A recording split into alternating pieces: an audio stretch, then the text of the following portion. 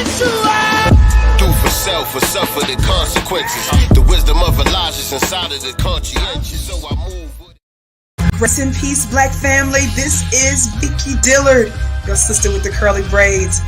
And I want you to get ready for the new Master Elements project, The Spear and the Shield. This vaccine isn't experimental. It's like a dandelion. You overlooking for their weird science. DJ RP Beats and Sincere Love the God have taken this time during the pandemic to carefully craft the soundtrack to Black empowerment with hot tracks like God Mine, featuring Sadat X of the legendary group Brand Nubian. We never die. I made an ancestral shrine. Let's see what's in the God's mind. Listen, I'm a law in the person of Sincere Love the God. That mean your arms too short like Carl Anthony Shaw. God painted me black. God painted me black. Thanks for that. I'm a bitch. A letter to Dr. Francis Cress Welsing.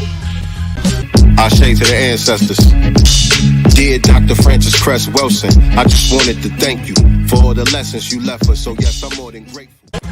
And the controversial song Buck Breaking God Today.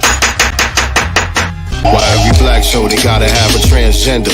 Either I'm crazy or there's gotta be a planned agenda. Get ready, Black family. This is a much needed project. This is The Spear and the Shield. What would you think about a parent whose children are hungry? They let them starve. Likewise, here in South Carolina's 6th Congressional District, we are the 6th poorest district out of 435 total as of the year 2021. And yet, where is our Congressman, James Clyburn? I can tell you, he says he will be in California, in North Carolina, and Florida, and Georgia. But what about the needs of South Carolinians? I was born here, I was raised here, I live here, and I'm going to be here. You will never have to ask, where is Marcel?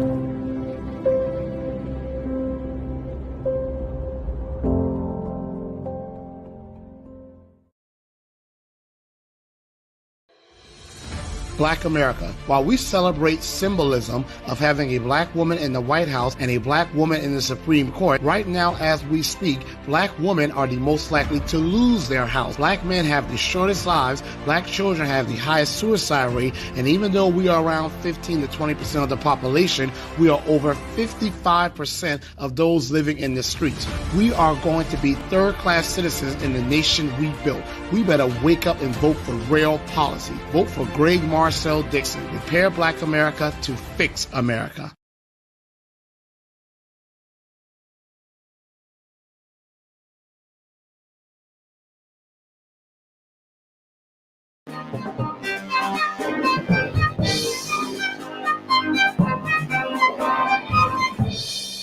Well, the Crest theory was an attempt back in the late 1960s to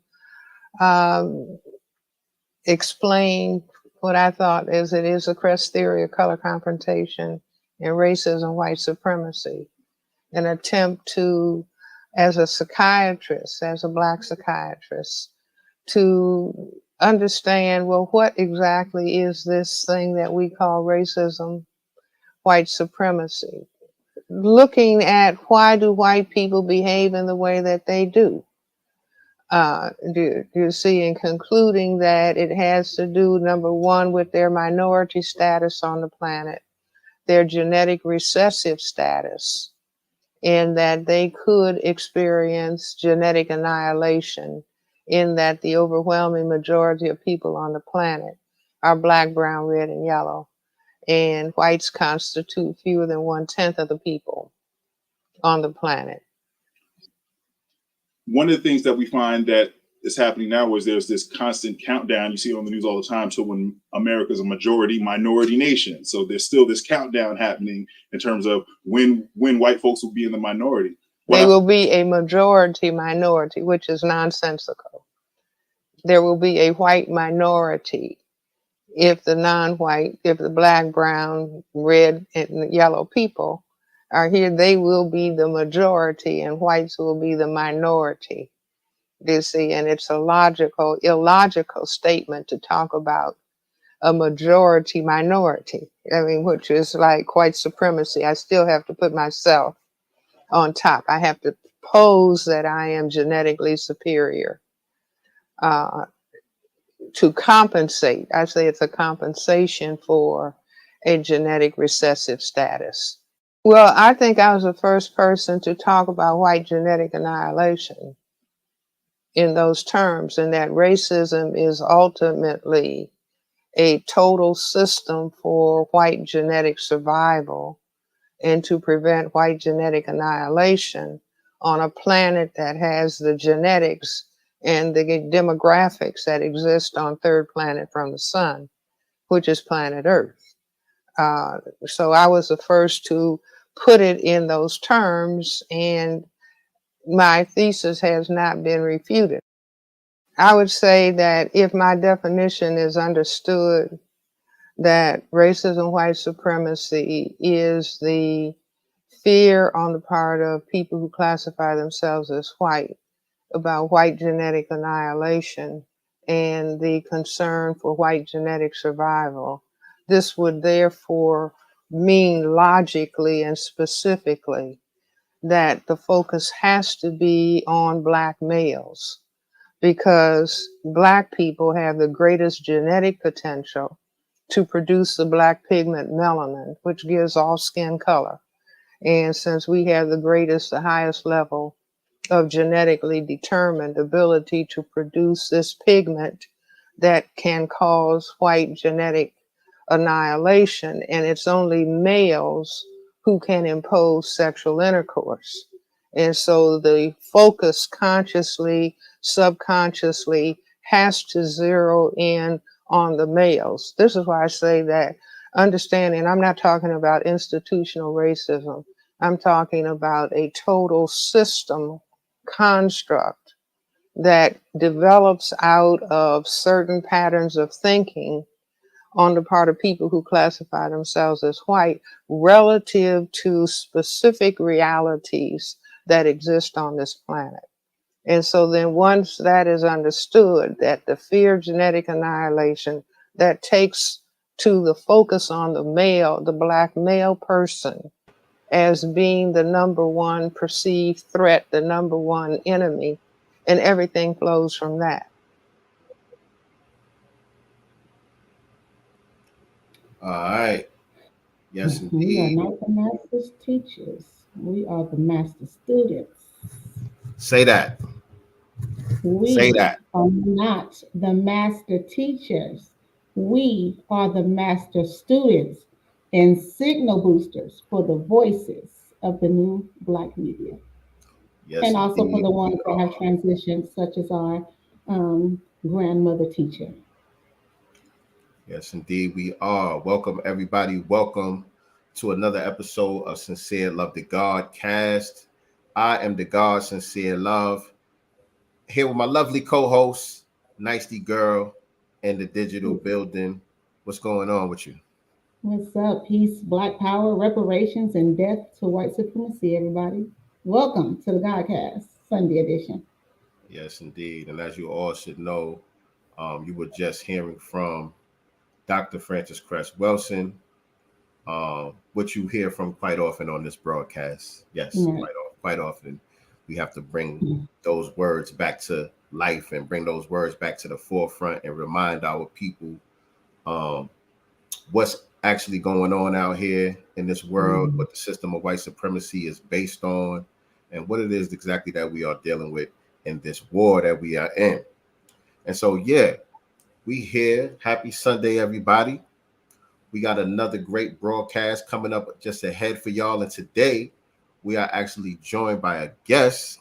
We have a special guest in the building, one of the Black gods of this B1 family, the B1 Brigade. And so, we ain't gonna do no crazy long intros or nothing like that. But I'm gonna bring my brother to the stage right now. So everybody, I need y'all to welcome our brother Black Voltron Reloaded to the Godcast. Peace, Black man. What's good? What's up, fam? Good evening. Excuse me. Good afternoon, and a big B1 salute to you, sincere love, the God, and NYCT girl. Appreciate it. Thanks for having me on. Absolutely, man. Appreciate you taking the time to be with us, Thanks man. for coming. For sure, for sure. So we're gonna do it like we always do it. As you guys know from the flyer, today's topic is going to be centered around this bogus nothing burger of an executive order coming out of the Biden administration dealing with police reform. That's going to be the main topic that we're going to deal with today. But of course, we got a lot of other stuff to talk about. A lot of stuff been going on in the news and all of that. And so I tried to be a little organized for y'all since we got a guest, since we got some company today. Since we got company today, I try to act like we got some sense around here. And He so family. He family. He family. We can just. you know what I mean? So, no particular order that we got to go in as far as, Right. the stories that we want to cover today. But Nice, you got anything in mind that you want to start with? Yeah. I mean, we may as well just go ahead. I just added it in our materials because as you and I were speaking prior to even going live, I was getting quite passionate about this topic.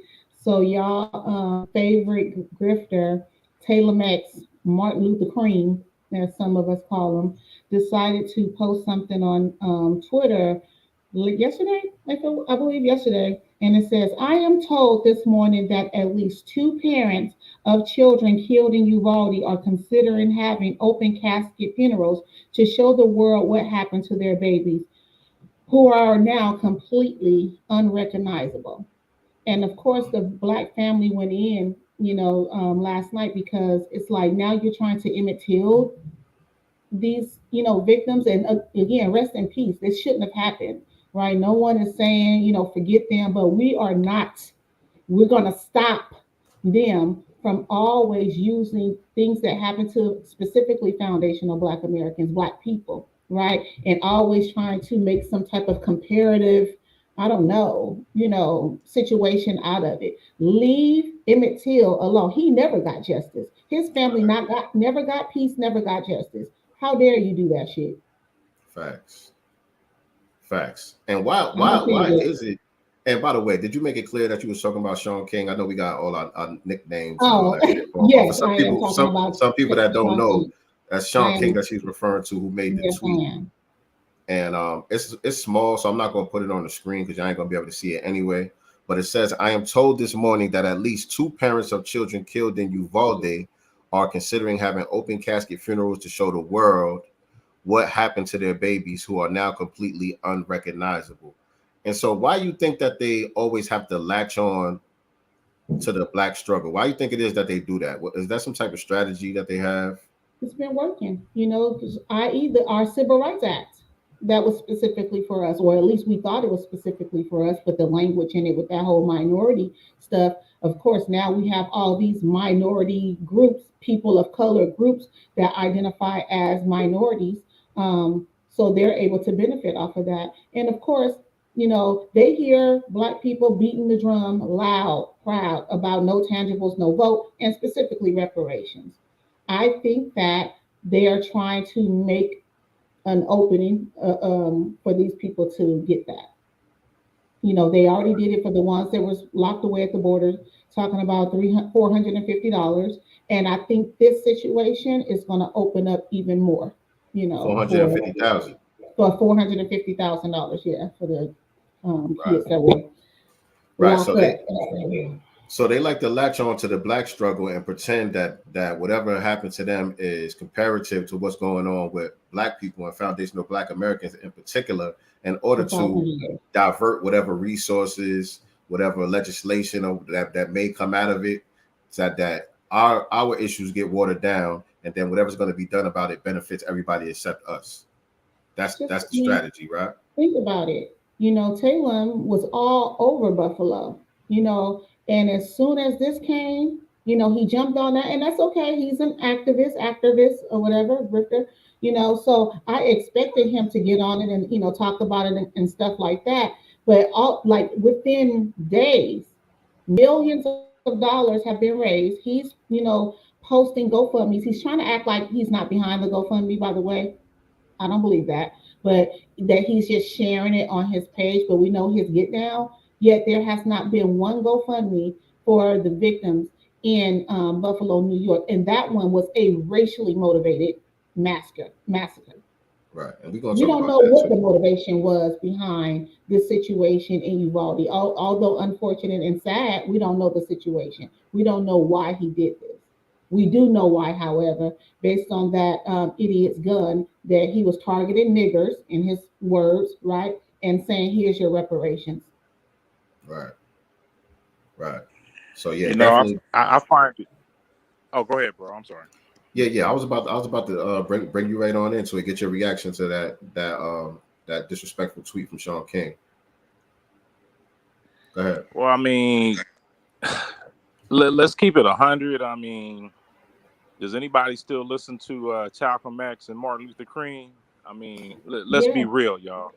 I I think a mean, lot of people do.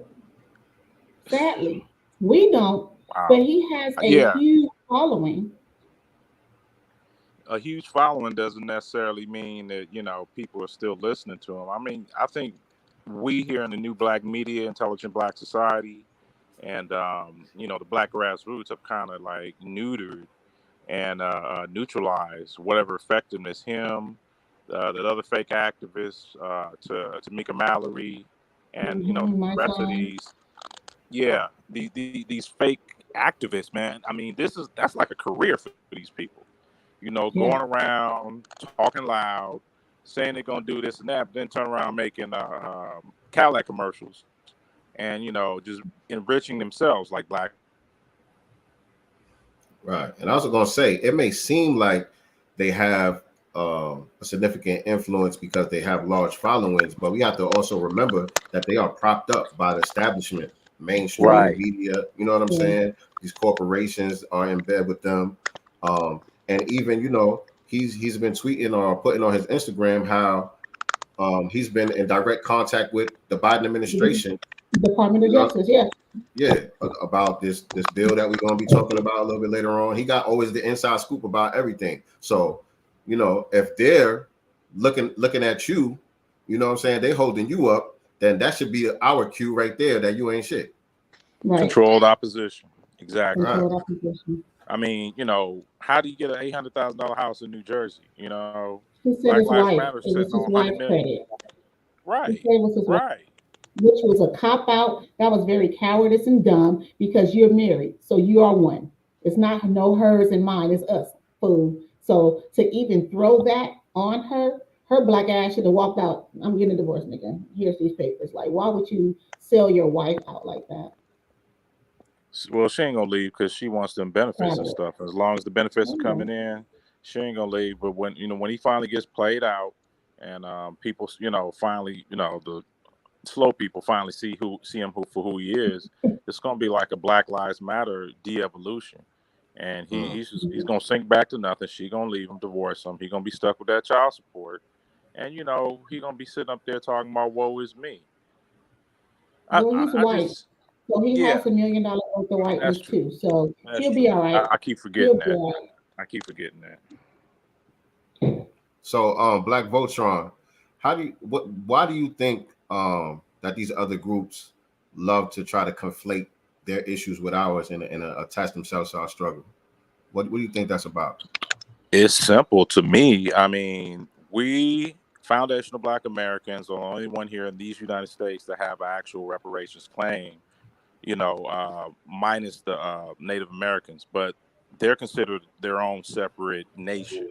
If we get into the legalese about it, we as freedmen actually have a reparations claim with the United States of America. 'Cause we are actual United States citizens. So anything that can get in proximity close to us so that we can latch onto their struggle, it effectively legitimizes whatever they do. So, the gay LGBT thing, my struggle is just like yours. Right. No, it's Right. not. You never experienced slavery, Jim Crow, economic deprivation, redlining, Red lining. greenlining. Yeah. Just the out and out theft of your land by entities within the United States government. The sheer amount of massacres that were driven upon our people dwarfs anything that happened to any other so-called minority group, quote unquote. We are the only ones that have a true claim to reparations. That's why for the last 275 years, they've been actually just doing anything they can to skirt the main issue, which is Foundation of Black Americans, American freed, descendants of American freedmen. We are the Negro problem. So we are the Negro question. So anything that's going to legitimize whatever they got to do, whether it's legal, illegal immigration, other minority groups, they have to latch on to it. Interesting how when, in Buffalo, the Buffalo massacre, Black people were the majority of people who were murdered, gunned down over a white supremacist, a white extremist. How does Jews, I'm going to say it, how do Jewish people get tangible policy specifically for them? I mean, they didn't even ask for it. Right. He was trying to kill Black people. He made it explicit. I'm going to kill Black people. I'm going to hunt them out. I'm going to scout them out. I'm going to recon them and kill the most Black people, as many Black people as I can who are soft targets. He didn't go. He was from Pennsylvania. He was way closer to Pittsburgh, way closer to Philly, but he decided to drive 200 miles to Buffalo twice to scout these people out. How the hell what does that have to do with Jewish people? It does not. It's nothing to do with Jewish people. Right. They shouldn't be getting anything. Who brought the Jewish up though was Al Sharphead. Al Sharphead, remember when he did his first news broadcast on the whole Buffalo thing when it became news, he's the one who started talking about Jews and everybody else. So maybe they were like, well, shit, we better jump on this right now and get us a bill since they, cutting checks for everybody. And the thing about it is this: when you talk about, the small hats, and when you talk about the LGBT, the white LGBT community, these are people who actually are not even in positions, but control levers of power in the society. And at the same time, trying to claim to be oppressed. You know what I'm saying? So they don't have to march out in the street. They don't have to hold demonstrations and do all of this stuff to get things done. They already have controls of the levers of power to be able to get done whatever they need done, to be able to allocate whatever resources that need to be allocated. So it gets done just like that. But with the help, of our Congressional Coon Caucus, right? With the help of James Coonburn, you know what I'm saying? Like, we have people within our society that's supposed to represent us, the NAACP, all these places or entities that are supposed to be there for Black people and supposed to fight for policies and benefits for Black people are actually fighting for benefits and policies for everybody but Black people. Right. What you was gonna say, Black Child? We have to remember something, let's take this into consideration. Did y'all, so I know I didn't. Did y'all vote for the NAACP to be your representative? No. The Congressional Black Coons? Did you vote for those people to say, you're going to specifically do this for Foundation of Black Americans, National Action Network, the Rainbow Coalition? Because I sure didn't. I didn't say you can represent me. I didn't give you that permission. You just threw yourself up there to say, oh, I speak for Black people. Nigga, no, you don't. Right. With your big bobblehead ass. Nigga, sit your janky perm ass down, and shut the fuck up. We need to say that collectively. You do not represent us as foundational Black Americans. I didn't elect you to be my leader. We just go along and let it go. Don't say anything. Don't put any high resistance to these coons up out here. We sit up there meekly. Oh man, I ain't got time to deal with politics. I gotta go to work. I gotta do this, and we abdicate our responsibilities to these coons. And then all of a sudden, the white mainstream media, they go straight to them. Oh, here's your Black leader. Here's your Black leader. And in some instances with those Jews, they pay these people to be our leaders. They take their money, and then all of a sudden, oh, you beholden to us. We own you, nigga. You can't speak. Oh, you like that $5 million we gave you? Well, it's gonna get cut off. If you don't do what we tell you to do. Toby. Right. And You that's got, you what I got was to do going what to we tell say. you to do. Toby. What's your name, boy? That's how they control these people. They crack that whip with those dollars and stuff. And let's be real, we got those weak milk toast punk ass alleged so-called leaders. They don't have no spine. They want that money. They funding their No. lifestyle. Look at Benjamin Crump. Look at these new so-called activists. They do whatever the dominant media and their paymasters tell them the fuck to do. Right. It's angering. And it's insulting to our intelligence. Thank God we got the new black media. Y'all, Jason Black, Professor Black Truth, Tariq Nasheed, Vicky Dillard, Nicole's Torian Rain, and on and on and on and on. Right. And we're Those are growing not people. geometrically now. Not exponentially. We're growing geometrically. Everybody is out here speaking the truth, especially with the Twitter Spaces. That is destroying the white narrative. Facts. And you got coons, butter biscuit eating coons like Roland Martin with the I was just gonna say his name. Going crazy. Porky Pig talking motherfucker. He's so goddamn mad that we stalled him out. He's trying to call everybody in the new black media out, blocking everybody, just doing everything he can to destroy the movement and the avalanche that this new black media, black grassroots thing is pushing. So it's all about the money. Follow the money. They do whatever they bosses tell them to do. Boss, what you want me to say next, boy? Go say this and this and this. Yes, sir. Exactly. Yes, sir. Yes, sir.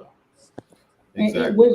Excellent point. I think what gets confusing is they are complete control opposition. So one half they're still pushing democratic policies and lawmakers, etc. Everything is democratic, right? Even if, because we know that the Republicans are not our friends either. They're not offering anything either, but neither are these Dems that they're always pushing. And so on one hand, they'll be like, vote Dem, this person is for us, blah, blah, blah. And then on the other hand, when something happens, Joe Biden was wrong for this, and try to kind of low key, throw a small little nail. Like who you been seeing doing that lately? Who you been seeing doing that as of late? Has been doing that. Definitely Sean King has been heavy.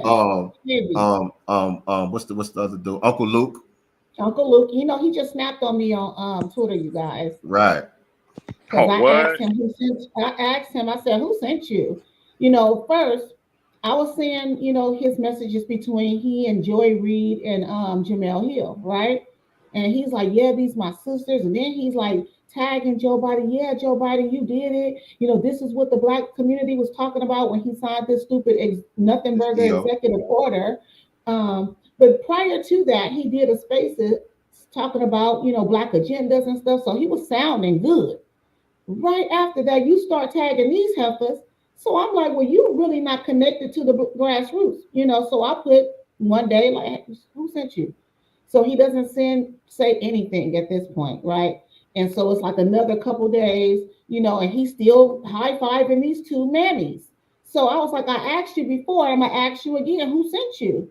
He waited another 24 hours and he said something, I want to say Friday or whatever. I was like, what the you mean who sent me? I got I can show you what I do for my community and blah blah blah. And I was like, I never asked you what you did for your community. I said, who sent you? You over here talking to a Joy Reid, what I'm saying, and Jamel Hill, who called black people, black men specifically, culturally arrogant. What I'm saying? She said that Farrakhan was vile. Like, don't act like you don't know all these things, right? So he never said anything. Of course, B1 community went after him, went for his head. He hasn't said anything. But wait, the two mammies that he was just high-fiving turned on him. And that's expected. That's good. That's good. So, maybe he'll shut his mouth and go back to his white paymasters. I mean, I ain't gonna front. I was bumping that Luke Skywalker back in the mid '80s. Oh, we was the whole thing. I never said that Negro was my leader. How do you go from booty songs and the booty dances, which I love, to all of a sudden you this democratic political shill that's going to be quote unquote the black leader. You can still Yeah.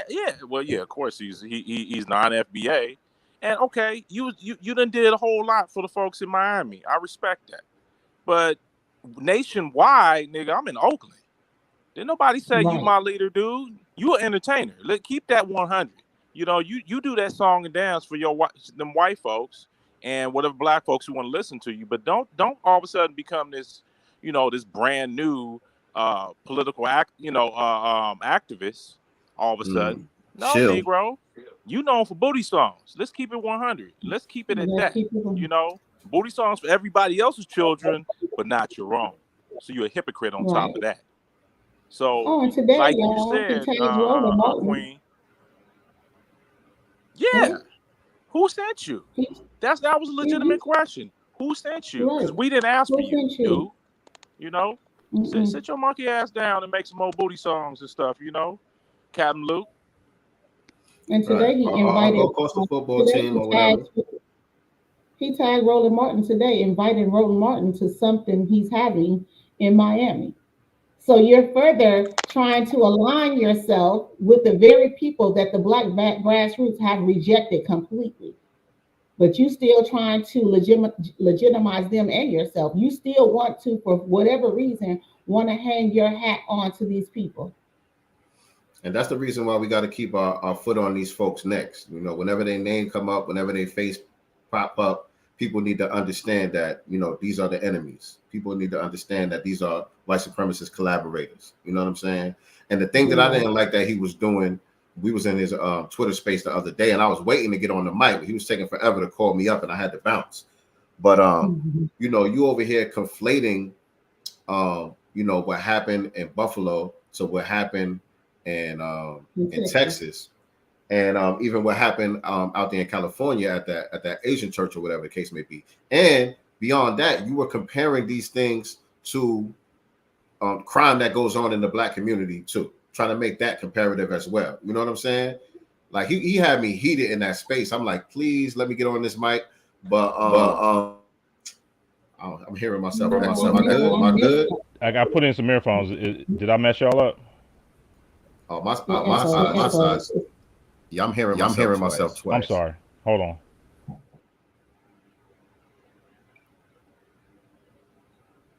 But it was I forgot the sister name, but one of our B1 sisters did get up there and hold it down for the family. You know what I'm saying? So I was glad to see that, because there was a lot of mammyism going on over there, a lot of democratic shilling going on over there, and we gotta be showing up to these places, pulling up on these spaces and all of that, and making our voice heard and correcting the narrative. You know what I'm saying? So people don't think that, okay, this is how black people are thinking and feeling about these situations. And we got to show up and correct what the hell these people is talking about. And honestly, like Malcolm X said too, we don't let no celebrity speak for us. He spoke on that back in the 60s. You never see them pulling out, Barbara Streisand, to speak for issues in the white community or anything like that. So why is it acceptable for us to have Uncle Luke, right, who's known for booty dancing songs, to come over here and all of a sudden start talking about, political stuff? And that's not to say that he may not know anything, but your thing is like community programs. You have your football or basketball team with the kids. Like, that's your lane, bro. That's your lane. Stay over there with that. What you can do though, with some of the resources that you have, is fund some of our grassroots candidates, such as Marcel Dixon. That's the best thing that he can do for us with his money. Support candidates, but shut the fuck up. And that's how all the entertainers should be, not just Uncle Luke, but all of them. I mean, what good is the entertainer talking when they're sitting on top of a ton of resources that most black people will never see in their lifetime, their children's lifetime, the children's lifetime, the children's lifetime. Okay? You don't have access to. I don't give a damn what you say. It's what you do. So these black entertainers, these $40 million slaves, these sports Negroes, these media Negroes, as far as I'm concerned, you could just shut the fuck up and just donate, because just like Nick Cannon, 1 minute you talking black, them small hats and them white folks came and said, boy, you better get your ass in line. What did Nick Cannon do? Yes, boss. Got his ass in line. He was pro-black as I don't know what. For about 2 seconds. Yeah, had Tariq on. He had Professor Griff. He had on a whole bunch of pro-black people. Oh, he had Umar on too? I didn't see that. Yeah, he did. Wow. Yeah. I didn't see that. When he started buck dancing and had that white rabbi on there, I was like, Negro, I'm done. Okay, just shut up, Nick. All right, you're done. Take that turban off your head. You know, now he on the Mothership Connection, on Lost in Space, talking about Star Child and all this old esoteric nonsense and stuff like that. Meanwhile, he's sexing all the white women he can to get as many children as he can. You know what I'm saying? I'll be 100. He needs some diversity training, as far as I'm concerned and stuff. No, he mixing it up though. As far as that, he mixing it up as far as that. He got my girl Lanisha Cole pregnant now. That's one of the baddest dark-skinned chicks out there. Oh, okay. I didn't see that. Okay, cool. Yeah. You remember the girl? You remember the girl from? You remember the girl from the frontin' video? It was Nunu and the dark-skinned girl in the frontin' with Pharrell and Jay-Z. Yeah. Oh, you remember the whole film? Yeah. She the one. Okay. I give him a little bit of props for that. Let me. I'll take that back. You know, my fault. You know, I didn't know he was like that. I didn't follow him like that. So everything else still stands. Everything else you said still stands. But I will pop my collar that one.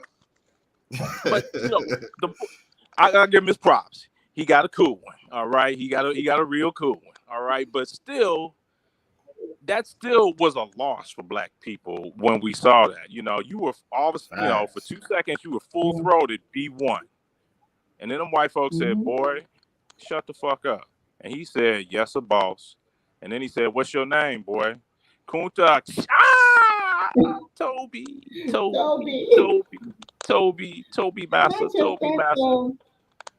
This was his intellectual property, although he sold it to them, which he shouldn't have never done. You know, but this was, Wild 'N Out was his intellectual property. That was something that he and Kevin Hart did with their own money, you know what I'm saying, and was kind of doing their own thing, renting the spaces out, getting it recorded, filmed, and putting it out on their own. And then MTV, of course, got wind of it. Of course, it's popping because we support our people. The shit was funny, entertaining, all that stuff. And then you sell everything to these people to the point where they have you by the balls in the event that you have a podcast and have black people speaking black on it. They literally neutered you for that. Crazy. Yes, indeed, man. And we see this over and over again with a lot of these celebrities, man. Like you say, they better off just keeping their mouth shut and just sending them resources. If you want to do anything, just send them resources to the right places. Not Black Lives Matter and all this other shit that y'all niggas be supporting and all that. Get with the real black roots and send them resources. But keep your mouth shut, because most of the time y'all don't know what the hell y'all talking about. And then when you do say some real shit, as soon as they yank your chain, you get scared. So just be quiet. But let me shift back a little bit. Earlier you mentioned, let me take this off of here. Black Voltron, earlier you mentioned how in Buffalo, with that whole hate crime that took place in Buffalo, dude came from all the way from Pennsylvania, skipped past a whole bunch of black towns on his way to go to this particular town. And so, a lot of us in the black grassroots have had the tinfoil couvee on about possible reasons why that particular town and that particular grocery store was selected, right? Mm-hmm. And so recently, somebody had brought this book back to the surface on Twitter, and I forgot who it was. I wanted to give them a shout out, the person that tweeted it. But The Mysterious Death of Stanley Meyer. This is a book about this dude who had built a water-powered car, just like the security guard who was the ex-police officer working at that grocery store out there was doing. And so a lot of people in the Black grassroots believe this may have been a direct target on him, and they just, expanded it to an overall racial targeting terrorist act just to cover it up so it wouldn't look like it was just a hit on this brother. But it's kind of looking more and more that way, man. It's looking like a hit. Actually, go ahead. What you think, bro? Oh, my apologies. Go ahead, NYCT girl. No, it's on you. I'll be honest with you. I just looked at that Stan Meyer. I just got through looking at on social media, on YouTube and Twitter, the videos, and everybody can look it up. Just type in Stanley Meyer water park car, and that really intrigued me. Because I'm in the trades, and I actually wanted to get into the science of and how he did it. Essentially, he created basically a high frequency oscillator to separate the he basically made his cars run on hydrogen, and basically he created a hydrogen oxygen separator out of clear water. So, and his car basically filtered whatever water you put into it. Once it went into the I guess the oxygen hydrogen separator, the fuel cell, it separate the hydrogen atoms, and then when you combust, the combustion process of hydrogen and oxygen as fuel, your byproduct is strictly water, steam. So you essentially are creating limitless energy because the earth is what? Water. 3/4, or more of water.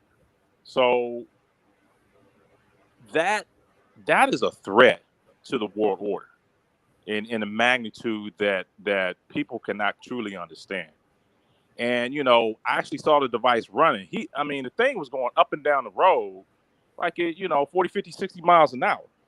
And that was just his prototype. So, with more study on that will solve the energy crisis throughout the planet Earth. And essentially will make, humans go from a type 0 society to a type 1 society, probably on that alone. Because you eliminate the energy imbalance, you eliminate the economic imbalances at the same time. But all these billionaires can't get rich. All right. It's like, the medical industry and the nutrition industry. You can't get rich off of, sick people. And as far as the energy industry, you can't get rich off people who have their own energy source. Now, project that into all these other devices. You got an engine made of water. Now, with that, you can make that's just powering vehicles. You be able to do the same thing with jets. Now that covers air flight, air travel. You could do the same thing with generators. That covers your energy needs. You can make gigantic, fuel cells and generators like his that will get rid of the energy and energy dependence on foreign oil and domestic oil. That brother up there in Buffalo, I saw his video too. He did the exact same thing. Right. The exact same thing. So now, that white supremacist, I'm gonna be put to 10 core kufi on. It's looking more and more like he was a patsy, just like Lee Harvey Oswald, and they took him out. Anybody who's read Confessions of an Economic Hitman already knows that United States is a mafia. Okay. The whole purpose of it is to feed business interests. That's it. Everybody else are just peons, pawns, and serfs. That brother was doing his due, and that engine he created, to be honest with you, as low tech as it was, he did the same thing as Stan Meyer did. Right. And they took out Stan Meyer, they took out that brother, and let me give you another caveat. I used to work at an oil refinery back in the late 80s, early 90s. And I heard this from a whole lot of people. They taught, these white boys, these engineers was teaching me, hey, man, you ever heard of the Seven Sisters? He was from Texas, right? No, I never heard of that. What's that? It's like all the 7 oil companies that literally own the entire planet of the Earth and stuff. This is one big mafia that you just do not go up against that will take you out. Think about everybody who's ever tried this. We talking like 1989. I'm learning this. He said, think of anybody who's ever created a water-powered engine, motor, device with limitless energy of water. They all die. They all die. Mysteriously, Okay. right? No, not mysteriously. He said they get taken out. They make it look like an accident. They make it look like a mysterious way. It's not mysterious. It's a hit. It's a hit. You know, whatever it may be, whether it be white supremacists, poison, whether chemical or nuclear. All of a sudden they come down with aggressive forms of cancer, heart attack. I mean, heart attack guns been around since the 70s. Right. Built by the CIA. You cannot threaten the world order. These people, when Jason Black says these people will nuke the earth before they give up their power, that's true. That's so, with that, am I afraid of nuclear war? No. Everybody else is terrified by it, but goddamn, I'm like a cockroach. I got the adaptability of a cockroach. I'm going to survive. Hell or high water.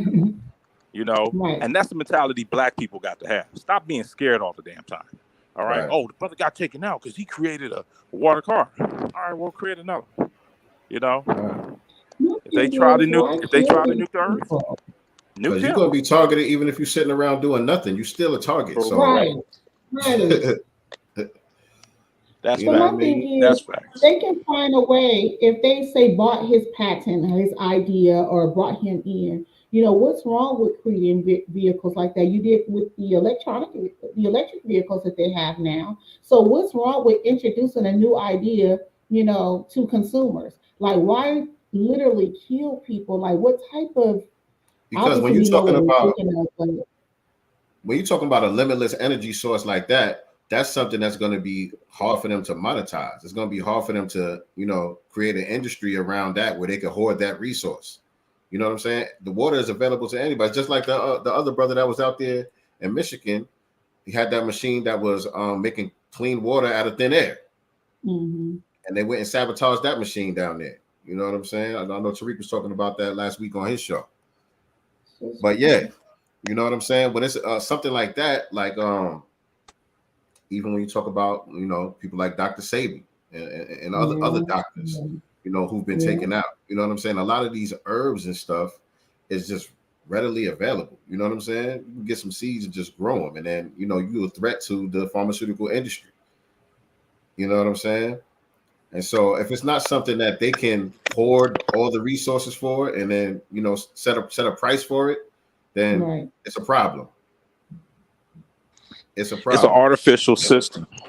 Yeah, it's an artificial system. Like you said, it's all about power and control.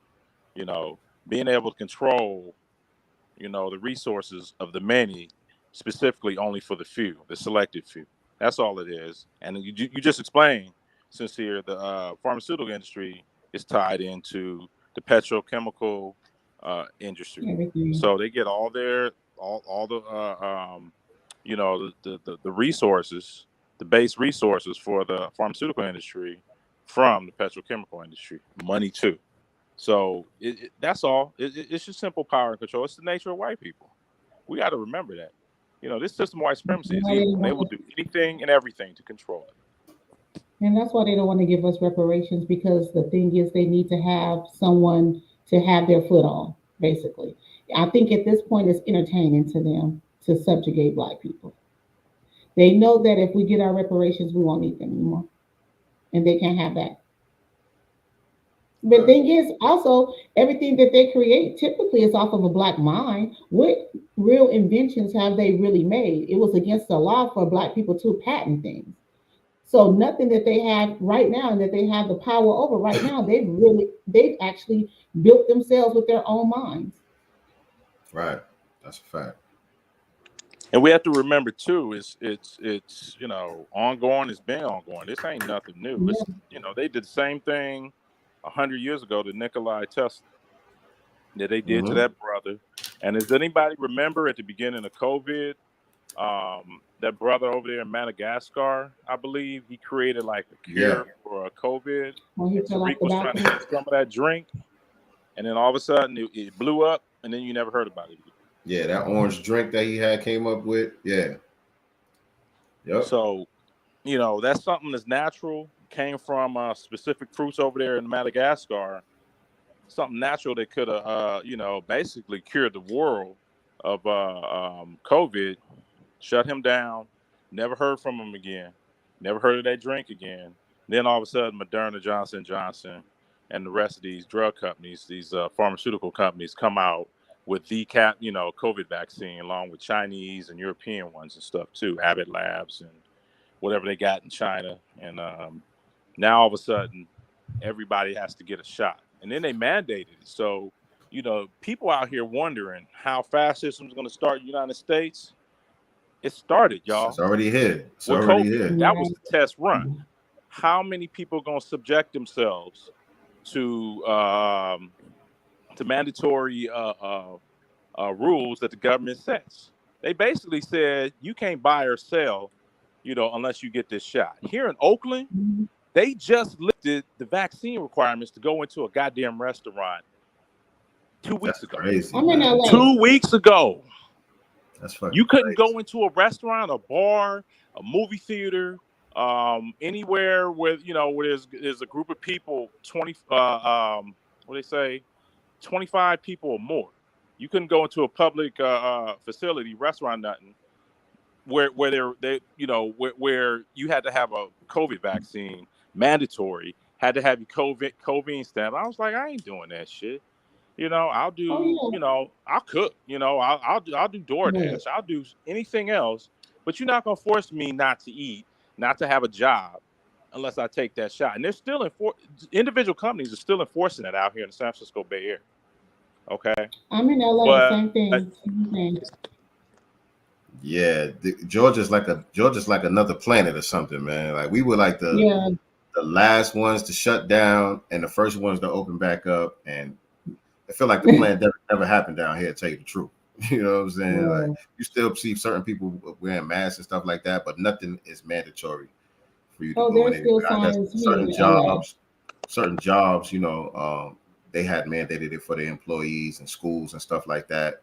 When everything was real thick, but it seems like it's not even happening down here. I'll be forgetting about it until you hear from people from other places. It's crazy. Oh no, But there's by the still way, signs. family, that also reminds me to let y'all know. Go stream that song "Plandemic." Y'all see it on the bottom of the screen. Right. "Plandemic" is available right now on all streaming Right now. platforms. All right, go check that out. But we about an hour into the broadcast, man, and so I do want to get to the main topic, Okay. family. Make sure y'all hit the like button. By the way, hit that like button. Share this out. Let the family know that we are live. We chopping it up with Black Voltron right here on Sincere Love the Godcast. If you're watching us on another platform, make sure you head on over to the YouTube channel, click the subscribe button, and hit that notification bell so you can be reminded whenever we go live with new episodes. We do this each and every Sunday. It's going to be 4 p.m. Eastern Standard Time, 1 p.m. Pacific Time, going forward on our Sunday broadcast. And also, y'all stay tuned for season 2 of the Black Business Showcase. We'll keep y'all posted on that as well. But before we get into the main topic, it's a couple of little stories that I want to get y'all reaction to. Just quick reactions to a couple of these stories. We can run through them pretty fast, and then we'll talk about this bullshit executive order that they got going on, right? Yeah. So down there in Buffalo, it's coming out that there was a retired federal agent who was in contact with the shooter like 30 minutes prior to the shooting and may have known that this was about to take place. Let me get y'all reactions to that real quick. I don't believe it was only 30 minutes because people are saying that that boy was out there, man, I don't want to call him a boy, that man was out there for possibly 2 to 3 weeks casing. You know what I'm saying? So, and then also the firearm, the body armor, this was a very well thought out, plan, not by an 18-year-old. This was a network, right? So it doesn't surprise me that there was a federal agent, rather retired or still employed. I don't believe the whole 30-minute thing. We need some more research. How long has this been going? Who's he been training with? Where has he been training? Also, I'm gonna need mom and daddy up in this too, because something ain't right. I told y'all this ain't no lone wolf situation. No. What you think, Black Voltron? He is a patsy again, a patsy, just like Lee Harvey Oswald, James Earl Ray, the the so-called people who murdered Malcolm X, William O'Neill. Come on, y'all. This ain't no new thing. They get This younger and ain't no younger, new though. thing. Ain't It's nothing a new MO. under the sun. Mm-hmm. How does the 18-year-old again get $500, $800 body armor kit? Multiple. If you look in there, he had 2 AR-15s with 2 rifles in there, pistol. All that ammo, all those magazines. That's not cheap. No. Cost between $800 and $1,500. All right, just by itself. So Not what kind of including allowance all was he the extra optics.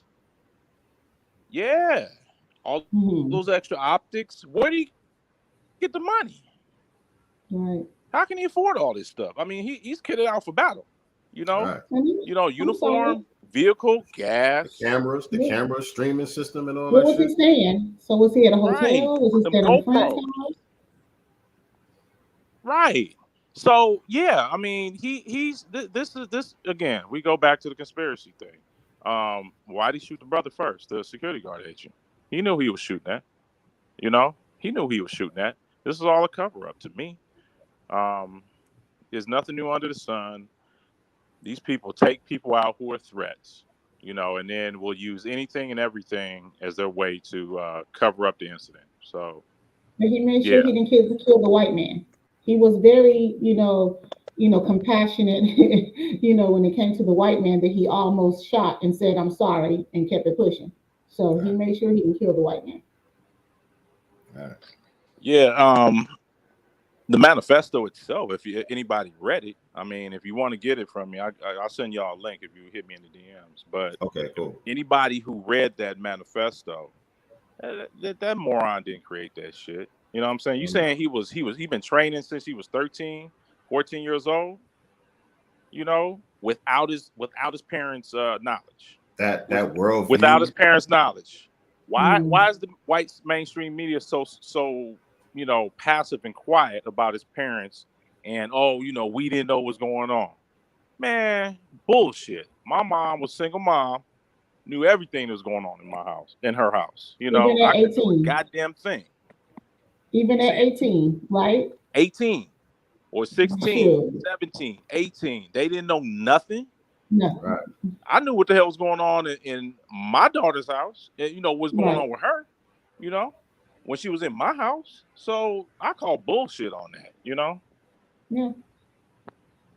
But that's only when the perpetrator is white. They love to coddle, pacify, and make excuses for all the things that they do, especially mass shootings. Have you noticed all of them kind of were coddled in a way? Hell, they tried to basically give Dylan Roof to say that he had a mental problem, and he's like, "No, I want to go to jail. I knew what I was doing.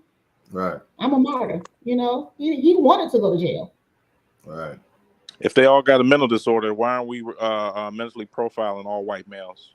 All young white males from 10 to 25. We're going to have to go lower than that. Because no, 10 is too old because we just circulated a video now. That boy was what, 4, 5? What do you want to be when you grow up? I want to be a murderer. The camouflage killer. Oh, yeah, that's right. Yeah, that's right. Yeah, yes, so we have to go as early as 4 or 5 when it comes to that community. Shit, 2. As soon as they can talk. As soon as they can talk and make a sentence and stuff, start profiling. Right. All right, family. So, in other news, in fact, Grandmaster Jay was found guilty of pointing his rifle at, was it a federal agent or something? Federal agent. Mm-hmm. What y'all think about that story? I say that, everyone who filled out paperwork to join, in fact, be careful, because they coming for y'all next in whatever way that they can and what capacity that they can. Yeah, y'all don't get the lone wolf treatment. Y'all don't get that. No lone wolf treatment. I felt like that was pretty fast. I mean, he got, tried and convicted way before Ozone. Remember his comrade Ozone, who I think that happened after though. I think the ozone it situation. was, I think it was after. I could be wrong, but I think it was after. I don't know, but nonetheless, if he got convicted, and although Ozone had every right to defend himself based off of the information that I have, I don't see him coming out of this. So he was found guilty on 2 counts after standing trial for roughly 4 hours. All right. But well, let's put our tinfoil cookies on again. So, is this to, scare him and flip on someone else for a lighter sentence for something? Like, he has a lot of information. He was having them fill out lots of documents. Like, I don't know. It's just something. That's a good one. That's a good one. But I was thinking, see, this is why I'm waiting for the sentencing, because I was thinking this may even be a way to try to credentialize him further, because, there's a lot of skepticism about this guy and, you know what I'm saying, his authenticity or whatever. So this might be a way to kind of try to give him some credibility with the streets. You know what I'm saying? So that's why I'm still waiting to see what kind of sentence he's going to get. Yeah, because people was calling him an agent, blah, blah, blah. So no, we still need him, so if we, arrest him, try him. Well, we'll give him a slap on the wrist, but that'll. And let me read this part from the article to y'all too. It says there was numerous facts of the case to support that the black militia leader meant no harm to the law officials. For example, both sides of the case acknowledged that Grandmaster J, authorities, and others met prior to the convening of the NFAC to speak about logistics as well as working together to keep people safe. According to the prosecution, they had also stressed that the guns of NFAC would need to be pointed down. They charged that the leader of the organization pointed up and regarded that as a higher ready position. This was counter to what they had agreed upon, the prosecutor alleged. So they already had an agreement with law enforcement before even holding this demonstration and all that. They're saying they were working together. This is theater then. This is theater. That's all this is. This is theater, you guys. This is nothing to take serious. This is theater. Yeah, so I think we might be trying to give him some credentials so he can still be a useful tool.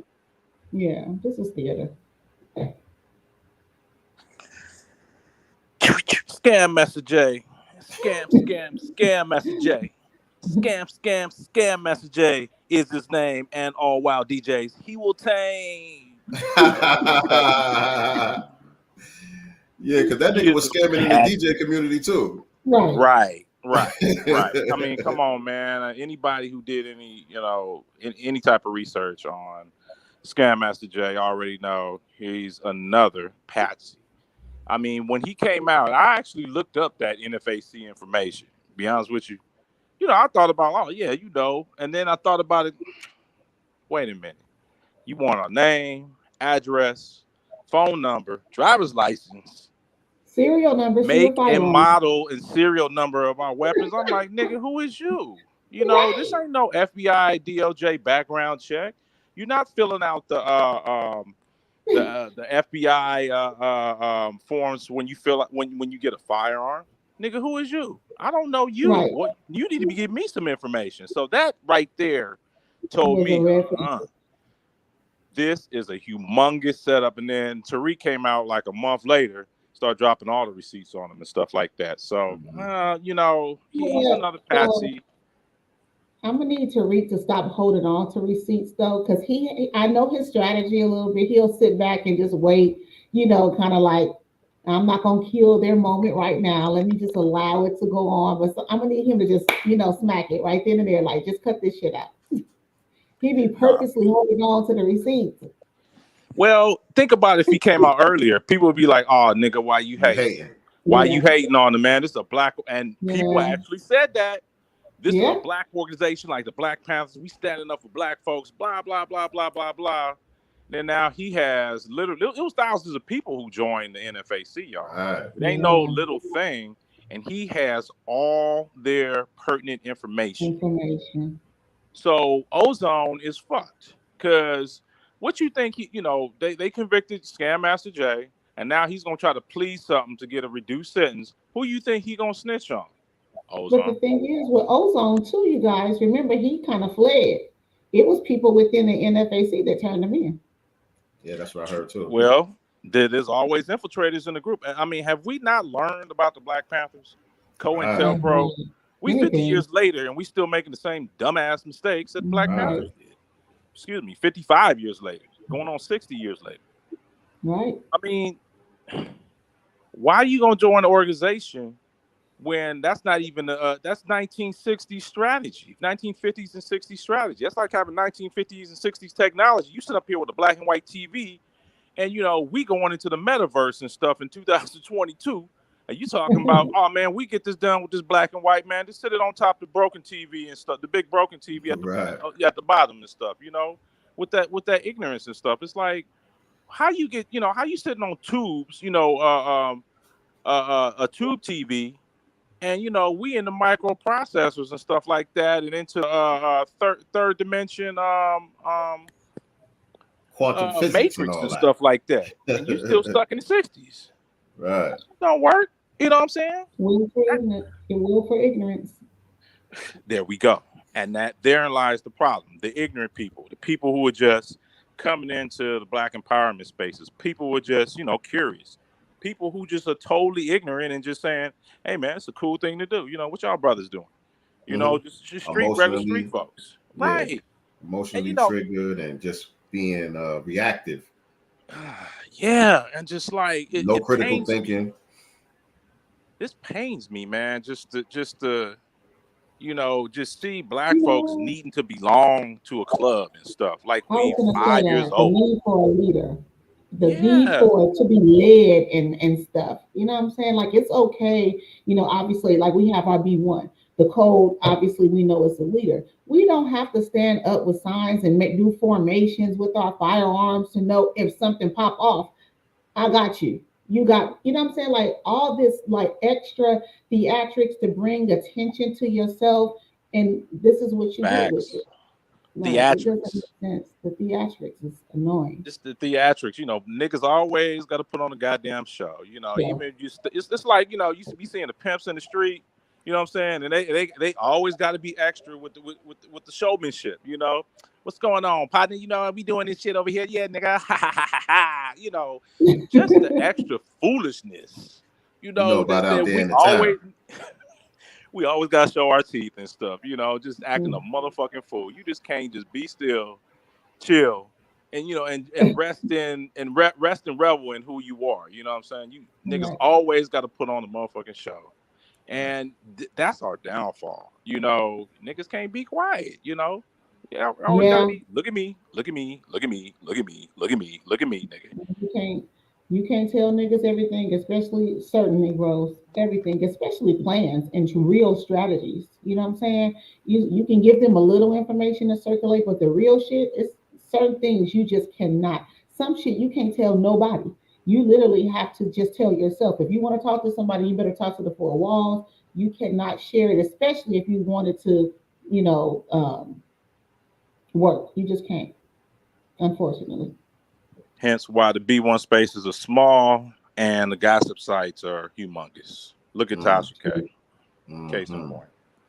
Oh my goodness. I was going to talk about I still haven't looked at that interview, by the way, with MediaX. I haven't looked at it yet. That was a piece of work right there. Lord Jesus. All right, make sure if you do sit down and watch it, don't have a full stomach. I haven't even wanted to be honest. Honestly, I just feel like I've heard her in certain spaces or clips and stuff, and I'm just not even trying to click on it. I won't give her the view purposely. I refuse to give her the view. That's just where I'm at with it. I ain't mad at that at all. But all right, we got one more before we get into the executive order. Kevin Spacey. Ooh, finally. And first them news, Kevin Spacey to face 4 sex assault charges in Britain. And so a British prosecutor said Thursday they had authorized police to charge actor Kevin Spacey with 4 counts of sexual assault against 3 men, an announcement that came as the actor was in court in New York testifying in a different case. So you think Kevin Spacey is finally going to go down? I mean, I hope so. I feel like they definitely need to put the victims in protective custody because the ones here mysteriously ended up dead Right. before they went to trial or something. So yeah, I mean, And he got a lot it's of people about time. riding with him. Yeah. Kevin Spacey, when I was looking up the story, that was the main thing that was popping up more than the actual story itself. It was a lot of articles popping up saying this person is riding with Kevin Spacey. This organization is standing by Kevin Spacey and blah, blah, blah. Like he got a lot of resources behind him. Are those LGBT community organizations? I'm not even sure, but I wouldn't be surprised.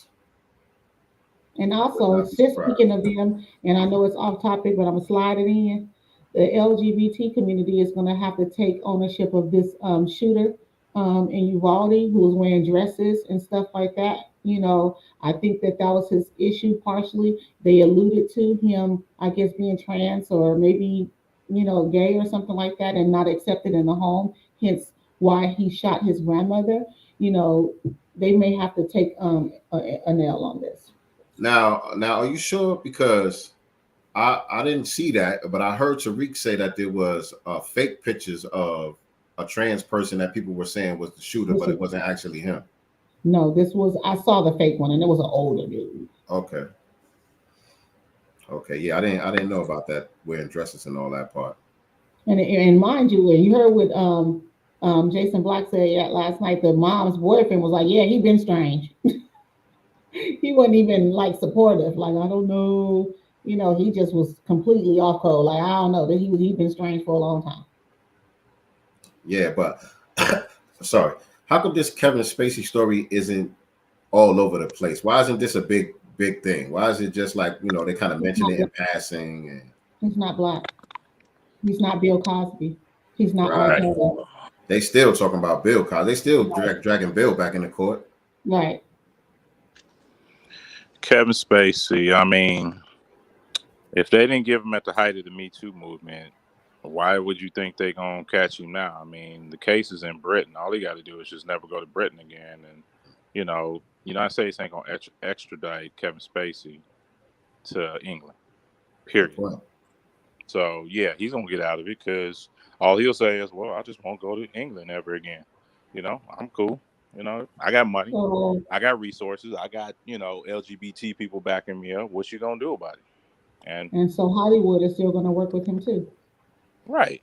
Mm-hmm. You just can't go to Britain, or go land anywhere near Great Britain, on any layovers or anything like that. As long as he steers clear of it, he's good. As soon as he gets near it, they're gonna snatch him up and extradite him. So he'll be all right. Unfortunately, he's gonna escape the wheels of justice, and this is a white world, That's why we got to take down the system of white supremacy and replace it with a system of justice. So bullshit like this won't happen, and he'll be prosecuted, properly, and other white people be prosecuted properly. But yeah, he's home free. Ain't nothing gonna happen to him, at least not yet. Oh, my bad.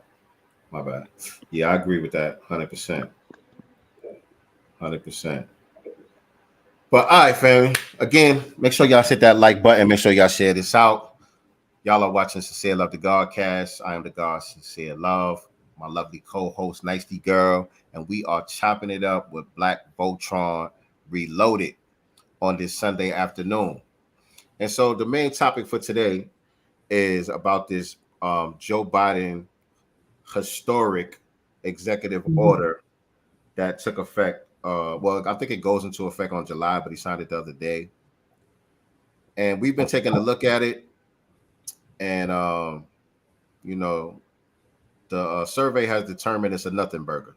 Nothing. Ain't really nothing in here with any type of teeth whatsoever. This is a huge pump fake to try to gin up some more support for the Democrats because they know the Democrats are suffering badly because the message of new black media is spreading like wildfire. because everything that we've been saying is becoming more and more clear and evident and hard to argue against. You know what I'm saying? And so that's why it's important to stay tapped in with New Black Media so that you know exactly what's going on out here before it actually takes place. We got to be ahead of the curve. We can't just be on time with the information. We got to be ahead of the curve with what's going on out here. And so, you know, brothers like Jason Black, Tariq Nasheed, Professor Black Truth, Vicky Dillard, and others do definitely a great job of keeping us abreast with what's coming down the pipe. And we seen this one coming a mile away, fam. Right. We seen this one coming a mile away. So let's look into it a little bit. So fact sheet, President Biden to sign historic executive order to advance effective and accountable policing and strengthen public safety. So let's see. Let's see what it's actually doing. I'm just going to go to the bullet points that they got on here. This is on the White House website, by the way, whitehouse.gov. And also TD Hip Hop did a thorough, great broadcast on this, breaking this down. So if you guys want to hear his breakdown on that, check out TD Hip Hop on YouTube.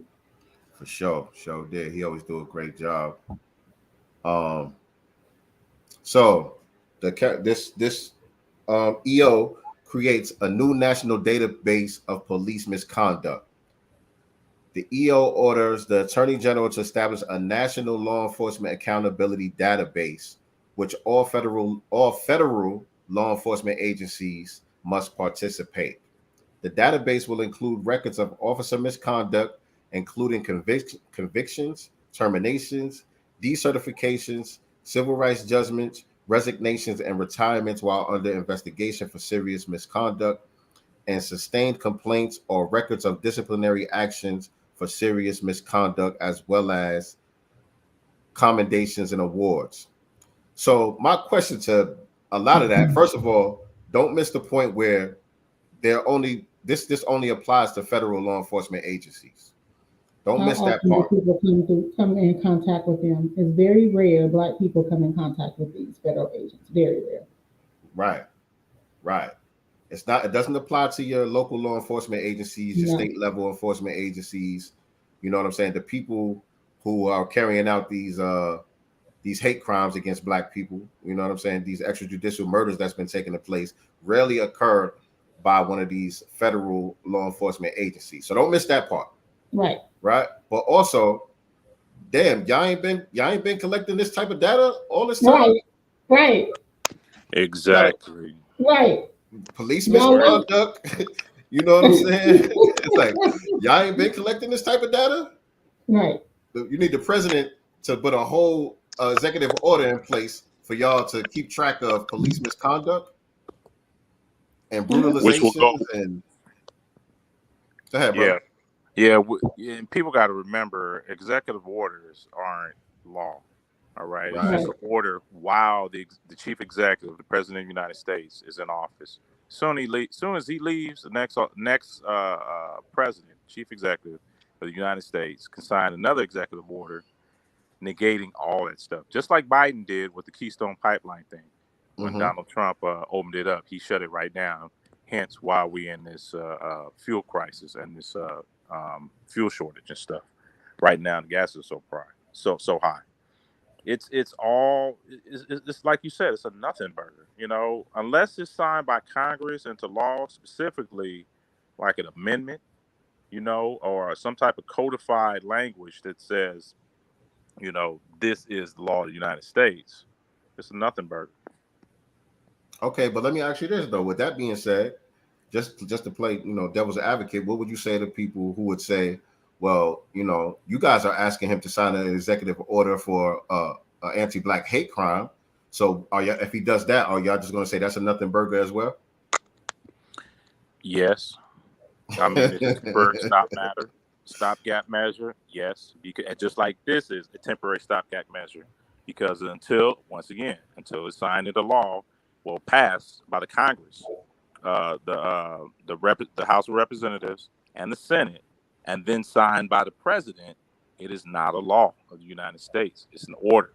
So only it applies, just like you just read, to federal employees. State, county, local, It has nothing to do with it. So Nothing at all. yeah, it's a stopgap measure. So this doesn't apply to the Compton Police Department that's currently on trial right now. You know, because of the No, gangs down here. This doesn't apply to them. Right. absolutely not. That's a local police matter. This has nothing to do with the Compton police, sheriffs, even state police. You know, like the California Highway Patrol, does not Right. apply to them. No type of state, county, or city law enforcement or municipal law enforcement in multi municipal jurisdictions. It don't affect them whatsoever. And who's getting killed? You know, how are black folks getting killed the most? Through city, municipal, state, law enforcement. That's the majority of the killings. That's the majority of the murder. So a large majority. Nothing. Every once in a while, it does occur, and that brings me to another story that's that I seen the other day. Where is it? And wasn't Breonna Taylor was killed by federal agents too, though, right? Am I not mistaken? No. Breonna Taylor, those were not federal agents. Those were local police that did that. Yeah, it was a local raid. Yeah, Louisville. Okay. Right, but out here in Louisville, Kentucky, a man was killed by U.S. Marshals seeking more answers. The mom is seeking more answers from the police. They ain't telling her nothing. And what was funny about this is not funny, but what was ironic about this? Hold on, let me see. Where was that part? On Monday, Louisville Metro Police Department released more details about what happened the morning Amari Cryer was shot in Chickasaw by U.S. Marshal. But his family says it's not enough to understand why he died. And so they basically telling them nothing, right? Hold on. Chief Shields also confirms that Cryer had a weapon on him, but would not say if he had it in his hand or if he was reaching for it at the time.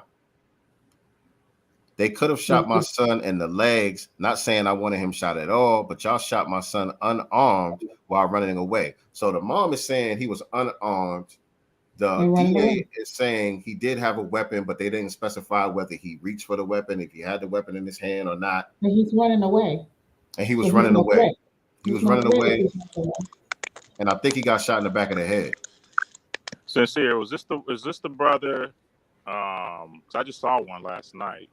Is this the brother that got shot in the neck? And as soon as the cop jumped out the car, he shot him like, "Show me your head!" Pow! That one. Damn, I think I saw that one too. Is this the same one?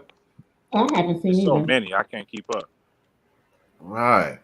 I don't know if this is that same one. But he was running away from the U.S. Marshals. And I think he tried to hop the fence when they shot him. I think. I'm trying to look through here right now. My thing is he's not a threat. He's not a threat if he's running away from you, not towards you. He's not a threat. We know that. But anyway, the thing I wanted to point out about this story was because remember, we just point out how this executive order only applies to these federal agencies. And now it would apply to the U.S. Marshals in this case, right? But it says here, LMPD's Public Integrity Unit is handling the investigation at the request of the U.S. Marshal's Office. So they just passed it on down to the local, even though they're the ones that carried it out. They're the ones that killed this brother, but they just passed the whole investigation on to the local police department out there in Louisville. Oh no! So they say, y'all handle that. Y'all handle that. We out of here. In other words, it's a cover up. Right. Total cover up. Federal. Yeah, I mean, when's the last time you heard of federal investigation get passed down to a local jurisdiction? You know what I'm saying? When the feds arrive on the scene, they usually take control of, the incident. The power goes up. It don't float down. That's bullshit.